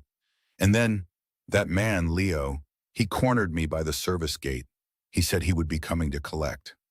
She finally chanced to look up at Julian's face, searching for some sign, any sign of what he was thinking. There was nothing. His face was a mask of cold, sculpted stone. It was his eyes that held her captive. They were like chips of granite, hard and ancient. They saw everything. She realized with a sickening lurch that he had probably seen that exchange at the gate. He was the kind of man who saw everything, and he had waited. He had watched and waited for the situation to reveal itself. He had let the poison fester to see where the infection was coming from. I didn't know what to do, she whispered, the fight finally leaving her. I have no one else, no money to give him. I just kept working. I hoped he would go away. Hope felt like a foolish, childish word in this room, in front of this man. But he didn't. He was in the laundry room today. He said, someone let him in. He said he had a friend on the inside. This was the core of it, the heart of Julian's question. A betrayal not against her, but against him, against the absolute hermetic seal of his world. The final pieces of the story came out in a rush of exhausted breath. He hit me when I tried to stop him from taking my locket. Then he heard someone coming and he ran. I cleaned myself up. I used makeup. I didn't want you to know. I didn't want to cause trouble. I was afraid you would fire me, and then I would have nowhere to go at all. They would find me in a day. Her story ended. There was nothing left to say. The entire pathetic truth of her situation lay bare on the rich carpet between them. The sobs subsided into quiet, ragged shudders. She was empty, hollowed out by the confession. The silence that descended was different now. It was heavier, freighted with her words, with the names and the debts and the violence. She kept her head bowed, her gaze fixed on the floor, Unable to bear his scrutiny any longer, she waited. She waited for the judgment, the cold dismissal, the order for her to pack her things and face the world she had tried so desperately to escape. Every second stretched into an eternity. The ticking of the grand clock on the mantelpiece was a slow, deliberate countdown to her fate. She could hear her own heartbeat, a frantic, terrified drum in her ears. She braced herself for the impact of his words. When the sound came, it was not his voice. It was the soft, deliberate scrape of his leather chair against the polished hardwood floor. Her head snapped up. Julian Thorne was standing up. He moved with an unnerving grace, a predator's economy of motion. His tall frame seemed to block out the light from the desk lamp behind him, casting him in shadow. He was no longer a distant, judgmental figure behind a fortress of mahogany and leather. He was a presence, real and overwhelmingly close. He paused for a single long moment, his gray eyes locked on her tear-streaked, bruised face. Then he began to walk around the desk, closing the distance between them. He moved. Each step was a quiet, deliberate impact on the priceless oriental rug, a sound that seemed to measure the final seconds of her life at the Thorne estate. Mia's breath caught in her throat, a painful, shallow thing. The entire sordid story of her father's debt, of Leo Gallo's threats, of the brutal attack in the laundry room, hung in the air between them. It was a cloud of shame and terror, and she felt it condensing around her, ready to drown her. She had confessed to a king that his fortress had been breached. She had admitted that her own messy, desperate life had invited a viper into his sanctuary. She had expected shouting. She had braced herself for the cold, cutting dismissal she had seen him deliver to others for far lesser infractions. Instead, there was only this terrifying, silent approach. He stopped directly in front of her, so close she could smell the faint, clean scent of starch from his shirt and the richer, darker note of the whiskey on the desk. He loomed over her, a monolith of dark fabric and suppressed power. Her eyes were fixed on the knot of his silk tie, unable to lift her gaze any higher. To look into his eyes now felt like staring into the sun. It would blind her. It would burn away what little composure she had left. Every muscle in her body was coiled tight, preparing for the impact of his words, the verbal blow that would send her crashing back into the world outside these walls, a world where men like Leo Gallo were waiting. The silence stretched, thin and brittle. It was the silence of a predator that has cornered its prey and is simply savoring the moment before the final move. Then his hand lifted. Mia flinched. It was a small, pathetic movement, a reflexive jerk of her head away from the anticipated strike. Her mind flashed back to the laundry room, to the sting of Leo's hand against her cheek. A fresh wave of humiliation washed over her. To flinch before Julian Thorne, the man who demanded absolute control and stillness, was a fatal mistake. But the blow never came. His fingers, long and elegant, did not form a fist. They remained open as they came to rest against her jaw. The touch was shockingly gentle. It was firm, purposeful, but there was no violence in it. It was the careful, dispassionate touch of a physician or an art appraiser examining a damaged object. With one finger placed carefully under her chin, he tilted her head up. Her tear-stained face was now angled toward the warm, low light of the library lamp. She was forced to meet his gaze. His gray eyes were not filled with the explosive rage she had anticipated. They were cold, yes, but it was the cold of a frozen lake, deep and still, and hiding unimaginable pressure beneath the surface. His focus was entirely on the dark, ugly bruise blooming across her cheekbone. His thumb brushed lightly against the unmarred skin just beside it, a feather-light contact that sent a jolt through her entire nervous system. It was not a caress. It was an act of cataloging. He was taking inventory of the damage. He was assessing the insult that had been delivered within his walls. Her mind struggled to reconcile the man she thought she knew with the man standing before her. Julian Thorne was a creature of distance and authority. He commanded, he judged, he dismissed. He did not touch. He especially did not touch his staff, and certainly not with this strange, unnerving precision that felt more intimate than any shouted threat. She had expected to be treated as a liability, a problem to be discarded. But the way he looked at the bruise, the way his jaw tightened almost imperceptibly, told a different story. He was not looking at her failure. He was looking at a direct challenge to his own power. The attack was not just an assault on a maid named Mia. It was graffiti scrawled across his masterpiece. It was a desecration of his temple. And in that moment, a bizarre and terrifying sense of security began to creep into her fear. She was not a person to him. She was territory. And Julian Thorne defended his territory. His eyes finally lifted from the bruise to meet hers. The ice in them had not thawed, but its focus had shifted. It was no longer directed at her. It was aimed outward at an unseen enemy beyond the room. "Go to your room," he said. His voice was a low, quiet command, devoid of any emotion she could name. It was not a suggestion. It was an order that carried the weight of absolute finality. She could only stare at him, her mind blank with shock. "Go to your room," he repeated, his tone unchanged. "Lock the door. Do not open it for anyone. Not for the head of staff, not for security, for no one but me. Do you understand?" Mia managed a small, jerky nod.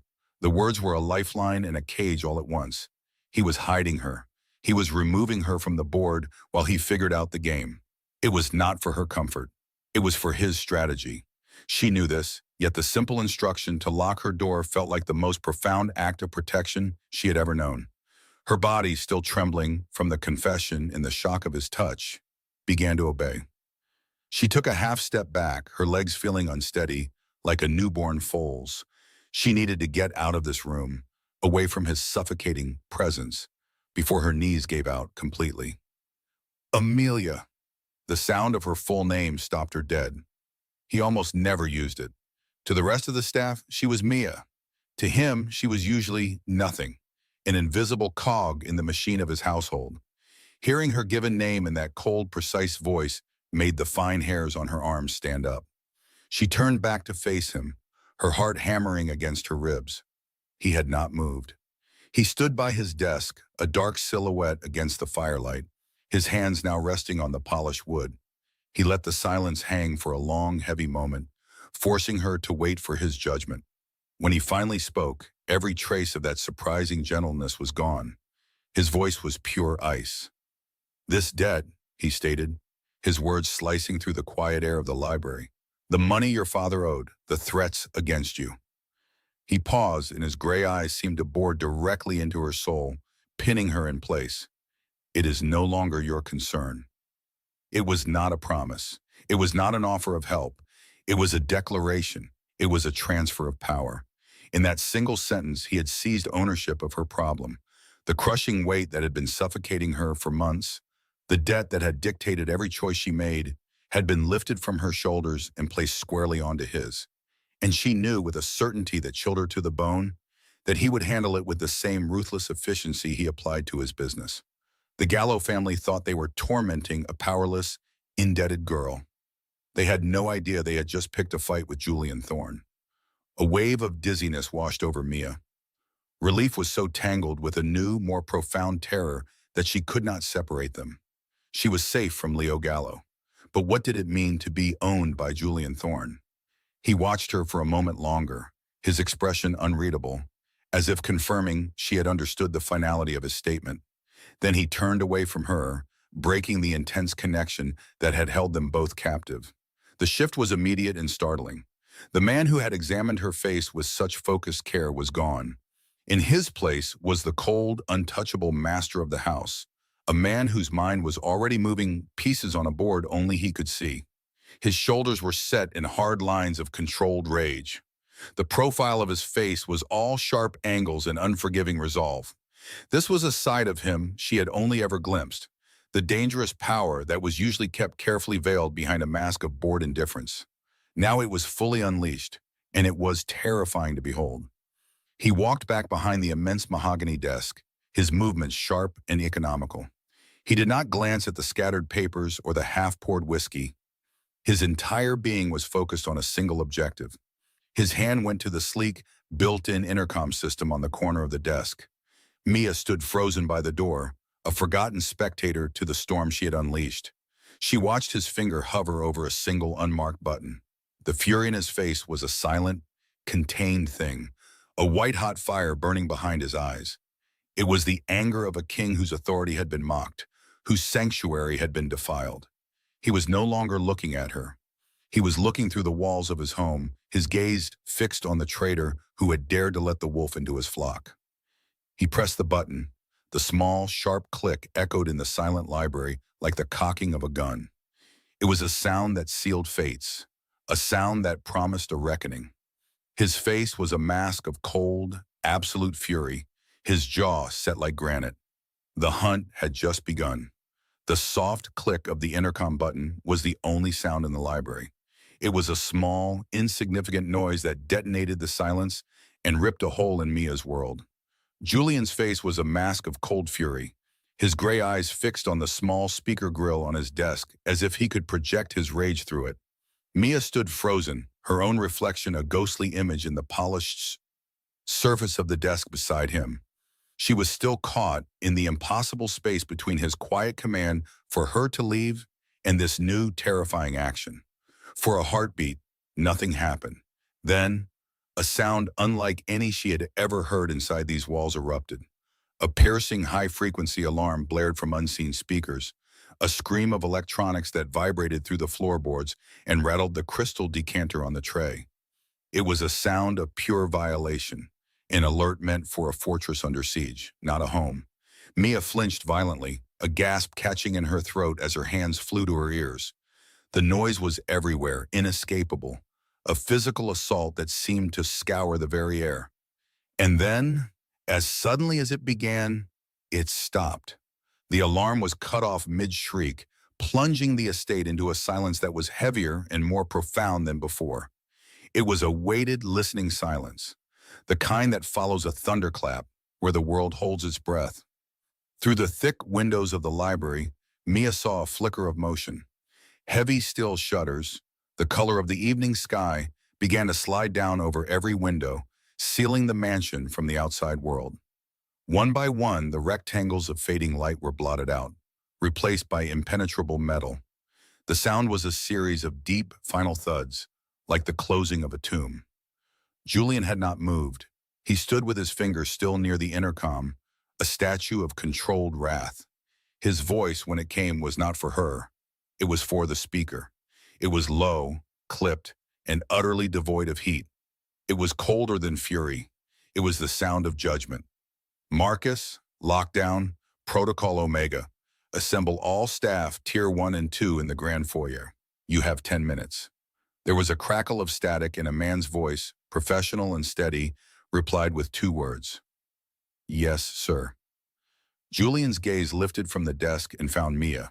He seemed to see her for the first time since he had pressed the button. The cold rage was still there, a winter storm deep in his eyes, but his voice when he spoke to her was carefully neutral. I told you to go to your room. It was not a question. It was a reminder of an order she had failed to follow. Her legs, which had felt rooted to the floor, finally obeyed. She gave a small, jerky nod, unable to form words. She turned and practically fled the library, her heart hammering against her ribs, not with fear of him, but with a dizzying, terrifying awe. He had seen her bruise.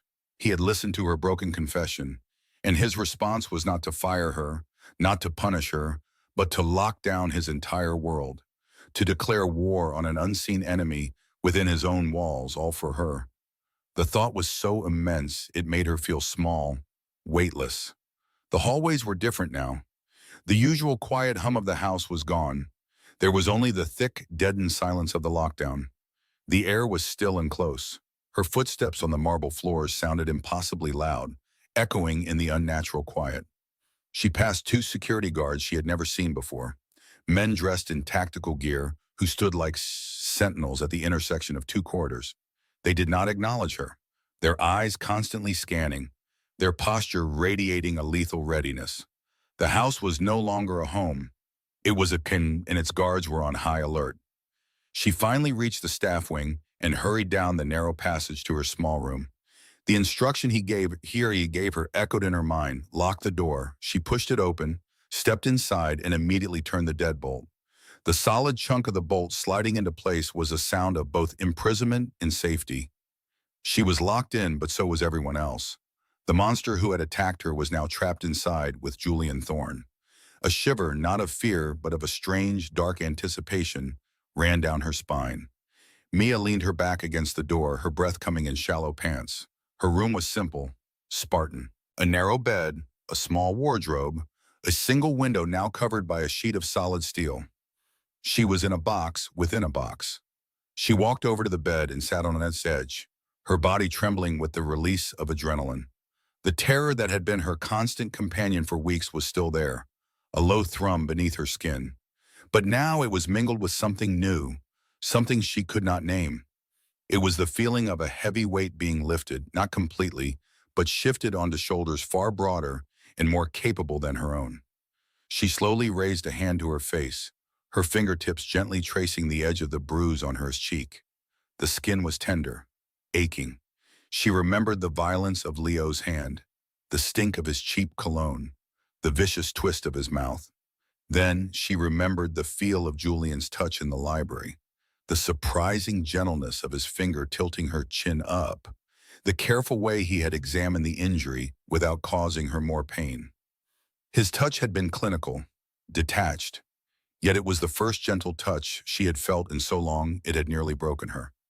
A tear she hadn't realized was forming slipped from her eye and traced the same path the first one had, a clean line through the poorly applied makeup. "This debt," he had said, "is no longer your concern." He had taken her burden, he had claimed it as his own, and now the entire estate, this impenetrable fortress, was being turned upside down because someone had dared to harm a maid, because someone had dared to harm her. It was unbelievable, it was insane, and it was happening. From beyond her locked door, she could hear the faint, muffled sounds of movement, distant, authoritative voices, the tread of heavy boots on the main hallway floors. The house was awake and alert in a way she had never experienced.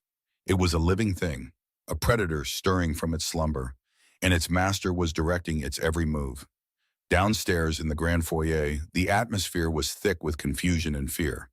The staff had been gathered with military efficiency. The head chef, his white uniform immaculate, stood with his arms crossed, his brow furrowed. Housekeepers were clustered in a small group, whispering amongst themselves, their eyes wide and nervous. Even the gardeners had been brought inside, their boots leaving faint traces of soil on the pristine marble, their faces bewildered. They were all there, from the most senior butler to the newest kitchen porter. Nearly 40 people, their lives and routines interrupted without explanation. Marcus Vance, the head of security, stood at the foot of the grand staircase. He was a man who prided himself on his calm professionalism, a demeanor he had perfected over 2 decades of service to the Thorne family. He projected an aura of control, his hands clasped behind his back, his posture rigid. "Please remain calm," he instructed, his voice carrying across the cavernous space. "Mr. Thorne will be down shortly to explain. Until then, stay where you are." His words did little to soothe the rising panic. Whispers turned into anxious murmurs. What was Protocol Omega? Why were the shutters down? Was there a threat outside? The questions hung in the air, unanswered. They looked at each other, searching for answers in familiar faces, but finding only their own fear reflected back. They were a family of sorts, this collection of people who kept the Thorne estate running like a well-oiled machine. But the sudden, unexplained lockdown was introducing a poison into their system. A seed of doubt, Marcus scanned the faces, his own expression a careful mask of neutrality. He knew more than they did, but he only knew the what, not the why. Lockdown meant a breach, a catastrophic failure of his security. His security. For the first time in 20 years, his stomach was a cold knot of dread. He had run the drills 100 times, but this was real. Something had gone terribly wrong. His mind raced through the possibilities, each one more alarming than the last. He had to remain in control, for his team, for the staff, most importantly, for Mr. Thorne. The 10 minutes stretched into an eternity. The silence in the foyer grew tense, expectant. Every pair of eyes was fixed on the top of the grand staircase, waiting. Then, he appeared. Julian Thorne did not walk down the stairs. He materialized at the top, a dark figure against the ornate backdrop of the second-floor landing. He wore the same impeccably tailored black suit he'd had on in the library. His hands were in his pockets, his posture deceptively relaxed. But there was nothing relaxed about the energy that rolled off him in waves, silencing the last of the whispers instantly. The entire room held its collective breath. He descended the staircase slowly, each step deliberate and soundless on the plush runner. His gray eyes were not angry. They were flat, cold, and utterly terrifying. He swept his gaze over the assembled staff, lingering for a fraction of a second on each face. It was not an inspection. It was an assessment. He was a wolf surveying a flock of sheep, searching for the one that wore a different scent. Every person in that room, from the head chef to the youngest maid, felt the weight of that look. They felt pinned, exposed, judged. He reached the bottom of the stairs and stopped, standing a few feet from Marcus Vance. He did not look at his head of security. He continued to look at the crowd of employees arrayed before him. The silence was absolute now, so total that the hum of the climate control system seemed like a roar. When he finally spoke, his voice was quiet, yet it carried to every corner of the massive space. It was a voice stripped of all emotion, leaving only the chilling certainty of power. There is a traitor in this house. The words dropped into the silence like stones into a frozen lake. A collective, audible gasp rippled through the staff. Eyes widened in shock and disbelief. People looked at their neighbors, the friends they shared meals with, the colleagues they worked beside every day. A traitor? Here? It was unthinkable. This was the Thorne estate. Loyalty was not just expected. It was the foundation upon which everything was built. Julian let the statement hang in the air, allowing the poison to seep in. He watched the confusion morph into fear on their faces. He saw the flicker of doubt as they looked at each other. The sanctity of this home has been violated, he continued, his voice as sharp as broken glass. An unauthorized individual was granted access to the service levels. An intruder was let inside. This was not a failure of technology. It was a failure of loyalty. He paused, his eyes narrowing. One of you is responsible. He took a step forward, and the crowd instinctively shuffled back. So this is what will happen now. All external communications are severed. No one enters, and no one leaves this estate. All work is suspended. You will remain in the main hall and the adjacent common areas. You will be watched. His gaze finally fell on Marcus Vance, and for the first time, a flicker of something other than ice appeared in his eyes. It was a predatory gleam. We will remain here until I find the person who betrayed me. He turned without another word and began to walk back toward the staircase. His message was delivered. The hunt had begun. He didn't need to raise his voice. He didn't need to make threats. The lockdown, the guards, the cold finality in his tone, it was all anyone needed to understand the gravity of the situation. To betray Julian Thorne was a mistake you only made once. As he ascended the stairs, the spell of his presence broke, and chaos erupted in a flurry of panicked whispers. The staff, once a unit, fractured into 100 suspicious pieces. The chef looked at the butler, whose face was pale. Two housekeepers who had been friends for a decade now stood apart, avoiding each other's eyes. Every person was now a suspect. Every nervous tick, every bead of sweat, every averted gaze was a potential sign of guilt. Marcus Vance stood frozen at the bottom of the stairs, the blood draining from his face. He watched Julian disappear onto the second floor, feeling a cold sweat prickle his neck despite the room's cool temperature. He had to regain control, to organize his men, to begin the investigation. But his mind was a whirlwind of panic, an intruder, a traitor. His system had been compromised from within, under his watch. A wave of fear and suspicion rippled through the assembled staff as they eyed each other. They were trapped in the magnificent, cold mansion, no longer colleagues or friends, but a collection of suspects. And upstairs, the wolf was preparing to find his prey. The air in the foyer was thick with fear. Julian Thorne stood before his staff, his earlier words echoing in the vast, silent space. There is a traitor in this house. His cold gray eyes swept across the frozen faces, dissecting every flicker of fear, every darting glance. He had given them safety and security. In return, he demanded only loyalty. Someone had broken that covenant. After a long silence, he spoke, his voice quiet yet absolute. Senior staff and security will remain. The rest of you, go to your quarters. There was a terrified shuffle as the junior staff fled, their relief mixed with a lingering dread. Soon, only a dozen people remained. Julian's gaze landed on the man standing straight near the front doors. Marcus Vance, head of security for over 2 decades. A man who had served Julian's father. Julian gestured toward the hallway leading to his private library. Marcus, with me. The command was soft but cracked through the tension. Without a word, Marcus followed him. The library was Julian's sanctum. Tonight it was an interrogation room. He did not invite Marcus to sit. He stood behind his large mahogany desk, the only light coming from a single lamp illuminating a computer monitor. Julian's fingers moved across the keyboard, pulling up the security logs from that afternoon. He found the timeline of the attack on Maya Hayes. Camera 72, Service Corridor B, status offline. The log noted a routine diagnostic failure. Julian knew his system did not have routine diagnostic failures. He turned his gaze to Marcus, who stood perfectly still in the center of the room. A faint sheen of sweat was on his temple.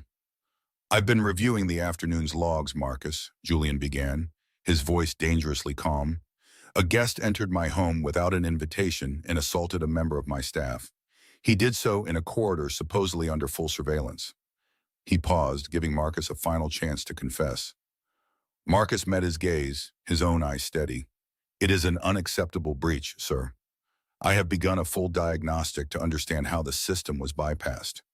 His voice was firm, professional, but Julian saw the man's throat tighten as he swallowed. Julian gave a slow, deliberate nod. "An intruder, yes, but this intruder didn't bypass the system, Marcus. The system let him in." He gestured to the monitor. Camera 72 went offline for 10 minutes.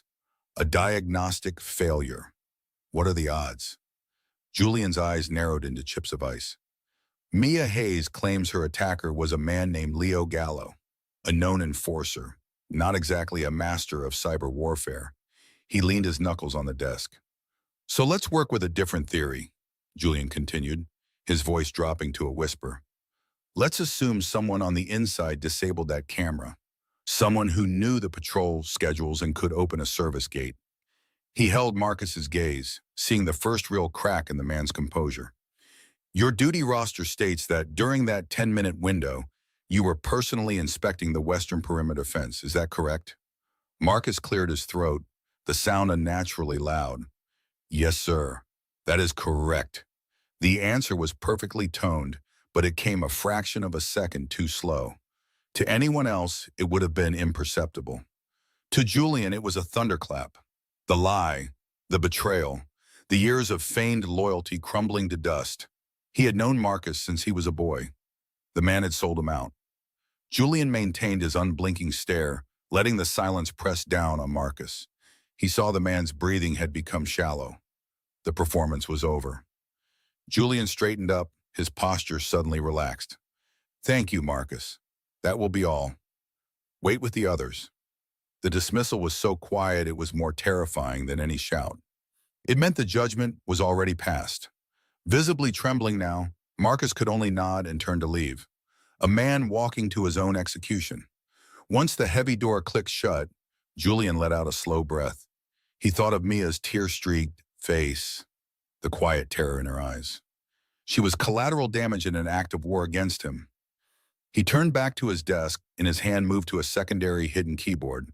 With a few keystrokes, he brought up a different feed on the monitor. This one was from covert cameras that not even Marcus knew existed. He keyed in a date from 1 week prior. The feed showed a grainy image of a secluded corner of the gardens. 2 figures were on the screen. One was Marcus Vance. The other was a captain in the Gallo family. The video had no sound, but it didn't need any. Julian watched as Marcus accepted a thick, cash-filled envelope and slipped it inside his jacket. His face on the screen was calm, professional. The hunt was over. The image on the screen was grainy, captured from an awkward angle above a rarely used utility closet. Julian Thorne stared at it for a long, silent moment, his face reflecting the cold blue light of the monitor. The video had no dramatic soundtrack, only the faint, tinny sounds of the estate's service corridor. The rustle of a cash-filled envelope, the low murmur of a voice confirming a transaction, and the face of Marcus Vance, head of his security for 22 years, turning away from the camera, his features a mask of casual treachery. Julian's expression did not change. He turned from the desk, his movements deliberate, and faced the grand foyer where his entire staff stood frozen in terrified anticipation. The air was thick with suspicion, each person suddenly a stranger to the person standing next to them. Julian picked up a small remote from a nearby console. He didn't raise his voice. He didn't need to. Every eye was already locked on him, waiting for the axe to fall. He aimed the remote at the large blank wall above the marble staircase. With a soft click, the wall flickered to life, projecting the hidden camera feed for everyone to see. The silent video played. A man, his back to the camera, passed an envelope to Marcus Vance. Marcus, looking left and right, took it. He slipped it inside his jacket. The sequence lasted no more than 30 seconds. But in the dead silence of the foyer, it felt like an eternity. A collective, stifled gasp went through the room. Whispers died before they could even form. Every head turned from the wall to Marcus. Marcus Vance stood perfectly still, his professional posture finally broken. The blood drained from his face, leaving behind a waxy, gray pallor. For a moment he seemed to shrink, the crisp lines of his uniform suddenly looking too large for the man inside. His mouth opened, a dry, croaking sound emerging. It was a denial that died on his lips, choked by the undeniable truth playing on a loop above him. He had served the Thorne family since Julian was just a boy. He had taught Julian how to read a security schematic.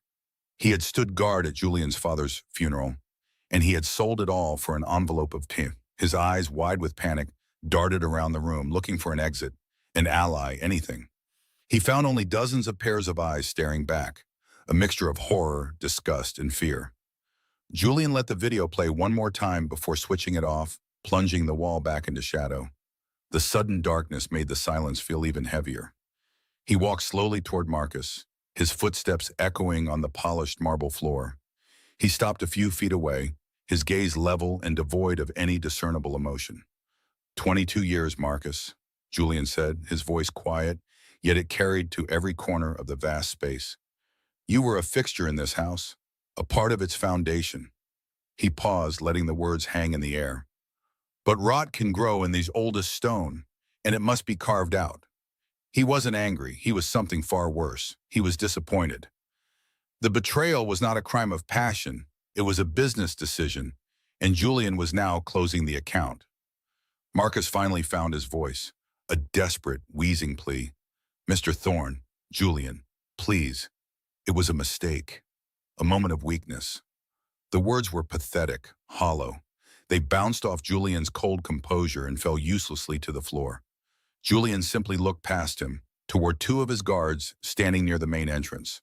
They were the largest men on his staff, their loyalty absolute and their faces carved from granite. He gave a slight, almost imperceptible nod of his head. That was all it took. The two men moved forward, their steps synchronized and silent. They didn't grab Marcus. They didn't shove him. They simply flanked him, one on each side, their presence an immovable wall. Marcus looked from one impassive face to the other, and the last of his desperate hope crumbled. His shoulders slumped in utter defeat. There would be no trial, no negotiation. There was only the quiet, efficient finality of Julian Thorne's justice. Please, he whispered one last time, not to Julian, but to the empty air. The guards gently took his arms and began to escort him toward the heavy oak doors. The assembled staff parted silently, creating a clear path. No one looked at Marcus as he passed. His career, his life, his very existence within this world was being erased before their eyes. The heavy doors opened, revealing the dark, rainy night outside, and then they closed behind him with a soft, definitive click. Marcus Vance was gone. Julian stood for a moment, listening to the sound of the locks engaging. He then turned to the remaining staff. The lockdown is over, he announced, his voice returning to its normal, authoritative tone. Return to your duties. This incident is concluded. Meanwhile, Mia was a prisoner in her own small room. She had been locked inside for what felt like days, though the clock on her nightstand told her it had only been a little over an hour. Every distant sound from the main house sent a fresh spike of terror through her. Had he found the man? What was happening? She paced the length of the small room, her hands twisting in the fabric of her uniform. Her mind was a whirlwind of fear and regret. She had told him everything. She had laid bare her family's shame, her father's weakness, her own desperate situation. She had placed her life entirely in the hands of a man known for his ruthlessness, a man who erased problems with the same cool detachment he used to sign a business contract. She stopped in front of the small mirror, her own reflection startling her. The bruise on her cheek was a dark, ugly bloom against her pale skin. It was the evidence of her failure, the brand of her vulnerability. She had thought this house was a fortress, a place where the outside world couldn't touch her. She was wrong. She had brought the wolves inside with her. What if Julian saw her not as a victim, but as a liability, a loose end, a connection to a rival family that he could not tolerate? The thought made her stomach clench. Her debt was to the gallows, but her fate now belonged to Julian Thorne. She sank onto the edge of her bed, her head in her hands. The tears she had shed in the library were gone, replaced by a dry, aching dread. She was so tired of being afraid. Then she heard it, a firm, deliberate knock on her door. It wasn't the tentative rap of another maid. It wasn't the hurried knock of a guard. It was solid, confident, and it made her heart stop dead in her chest. This was it. This was the moment her fate would be decided. She stood up, her legs feeling like lead, her breath caught in her throat. She could stay silent. She could pretend she was asleep. But there was no hiding from Julian Thorne in his own house. Slowly, her hands shaking so badly she could barely grasp the handle, she unlocked the door and pulled it open just a few inches. Julian stood on the other side, alone in the quiet, softly lit corridor. He had taken off his suit jacket, and his white shirt was open at the collar. He looked tired, the hard edges of his authority softened slightly by the exhaustion of the past few hours. His piercing gray eyes weren't filled with the cold fury she had seen in the library, nor the icy disdain he showed his staff. They were just on her. He didn't speak right away.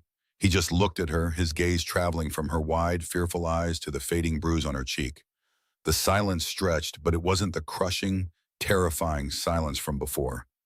This was something else. It was a space for breathing. "It's done," he said finally, his voice low and calm. He offered no more details, no story of the betrayal or the punishment. He didn't need to. The simple finality of his words was enough.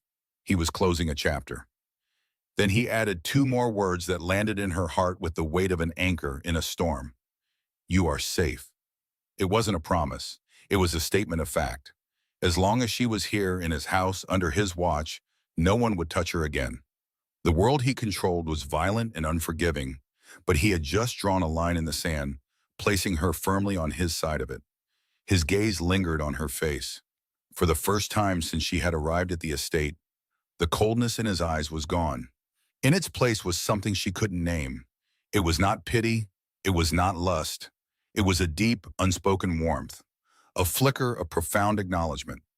He had seen her at her most vulnerable, broken and sobbing on his library floor. And he had not seen weakness. He had seen a reason to go to war. In his world of calculated risks and disposable loyalties, her raw, desperate honesty was something real, something worth protecting. A silent understanding passed between them in the hallway, a language of shared crisis and unexpected connection. He had saved her not out of obligation, but out of something far more personal. Mia felt the fear that had been her constant companion for months finally begin to recede. It didn't vanish in a rush, but slowly drained away, leaving behind a fragile sense of peace. She didn't look down. She didn't stammer an apology or a thank you. The moment was too significant for simple words. Instead, she held his gaze, her own eyes conveying the depth of her gratitude. The relief that was so overwhelming, it felt like a physical weight lifting from her shoulders. She was no longer just the maid who polished his tables. He was no longer just the terrifying boss she tried to avoid. In that shared look, they were two people who had found an unexpected sanctuary in each other. He had given her safety, and she, without realizing it, had given him a reason to show a part of himself he kept hidden from the world. She met his gaze, no longer afraid, and in the quiet of the hallway, a new story began for them, built on the ashes of betrayal. What would you have done? One line in the comments, let's argue it out together. Where did the story catch you? Which scene made you stop and think? A small like is a small move, but it's a big support for this channel. See you in the next story. Subscribe so you don't miss it.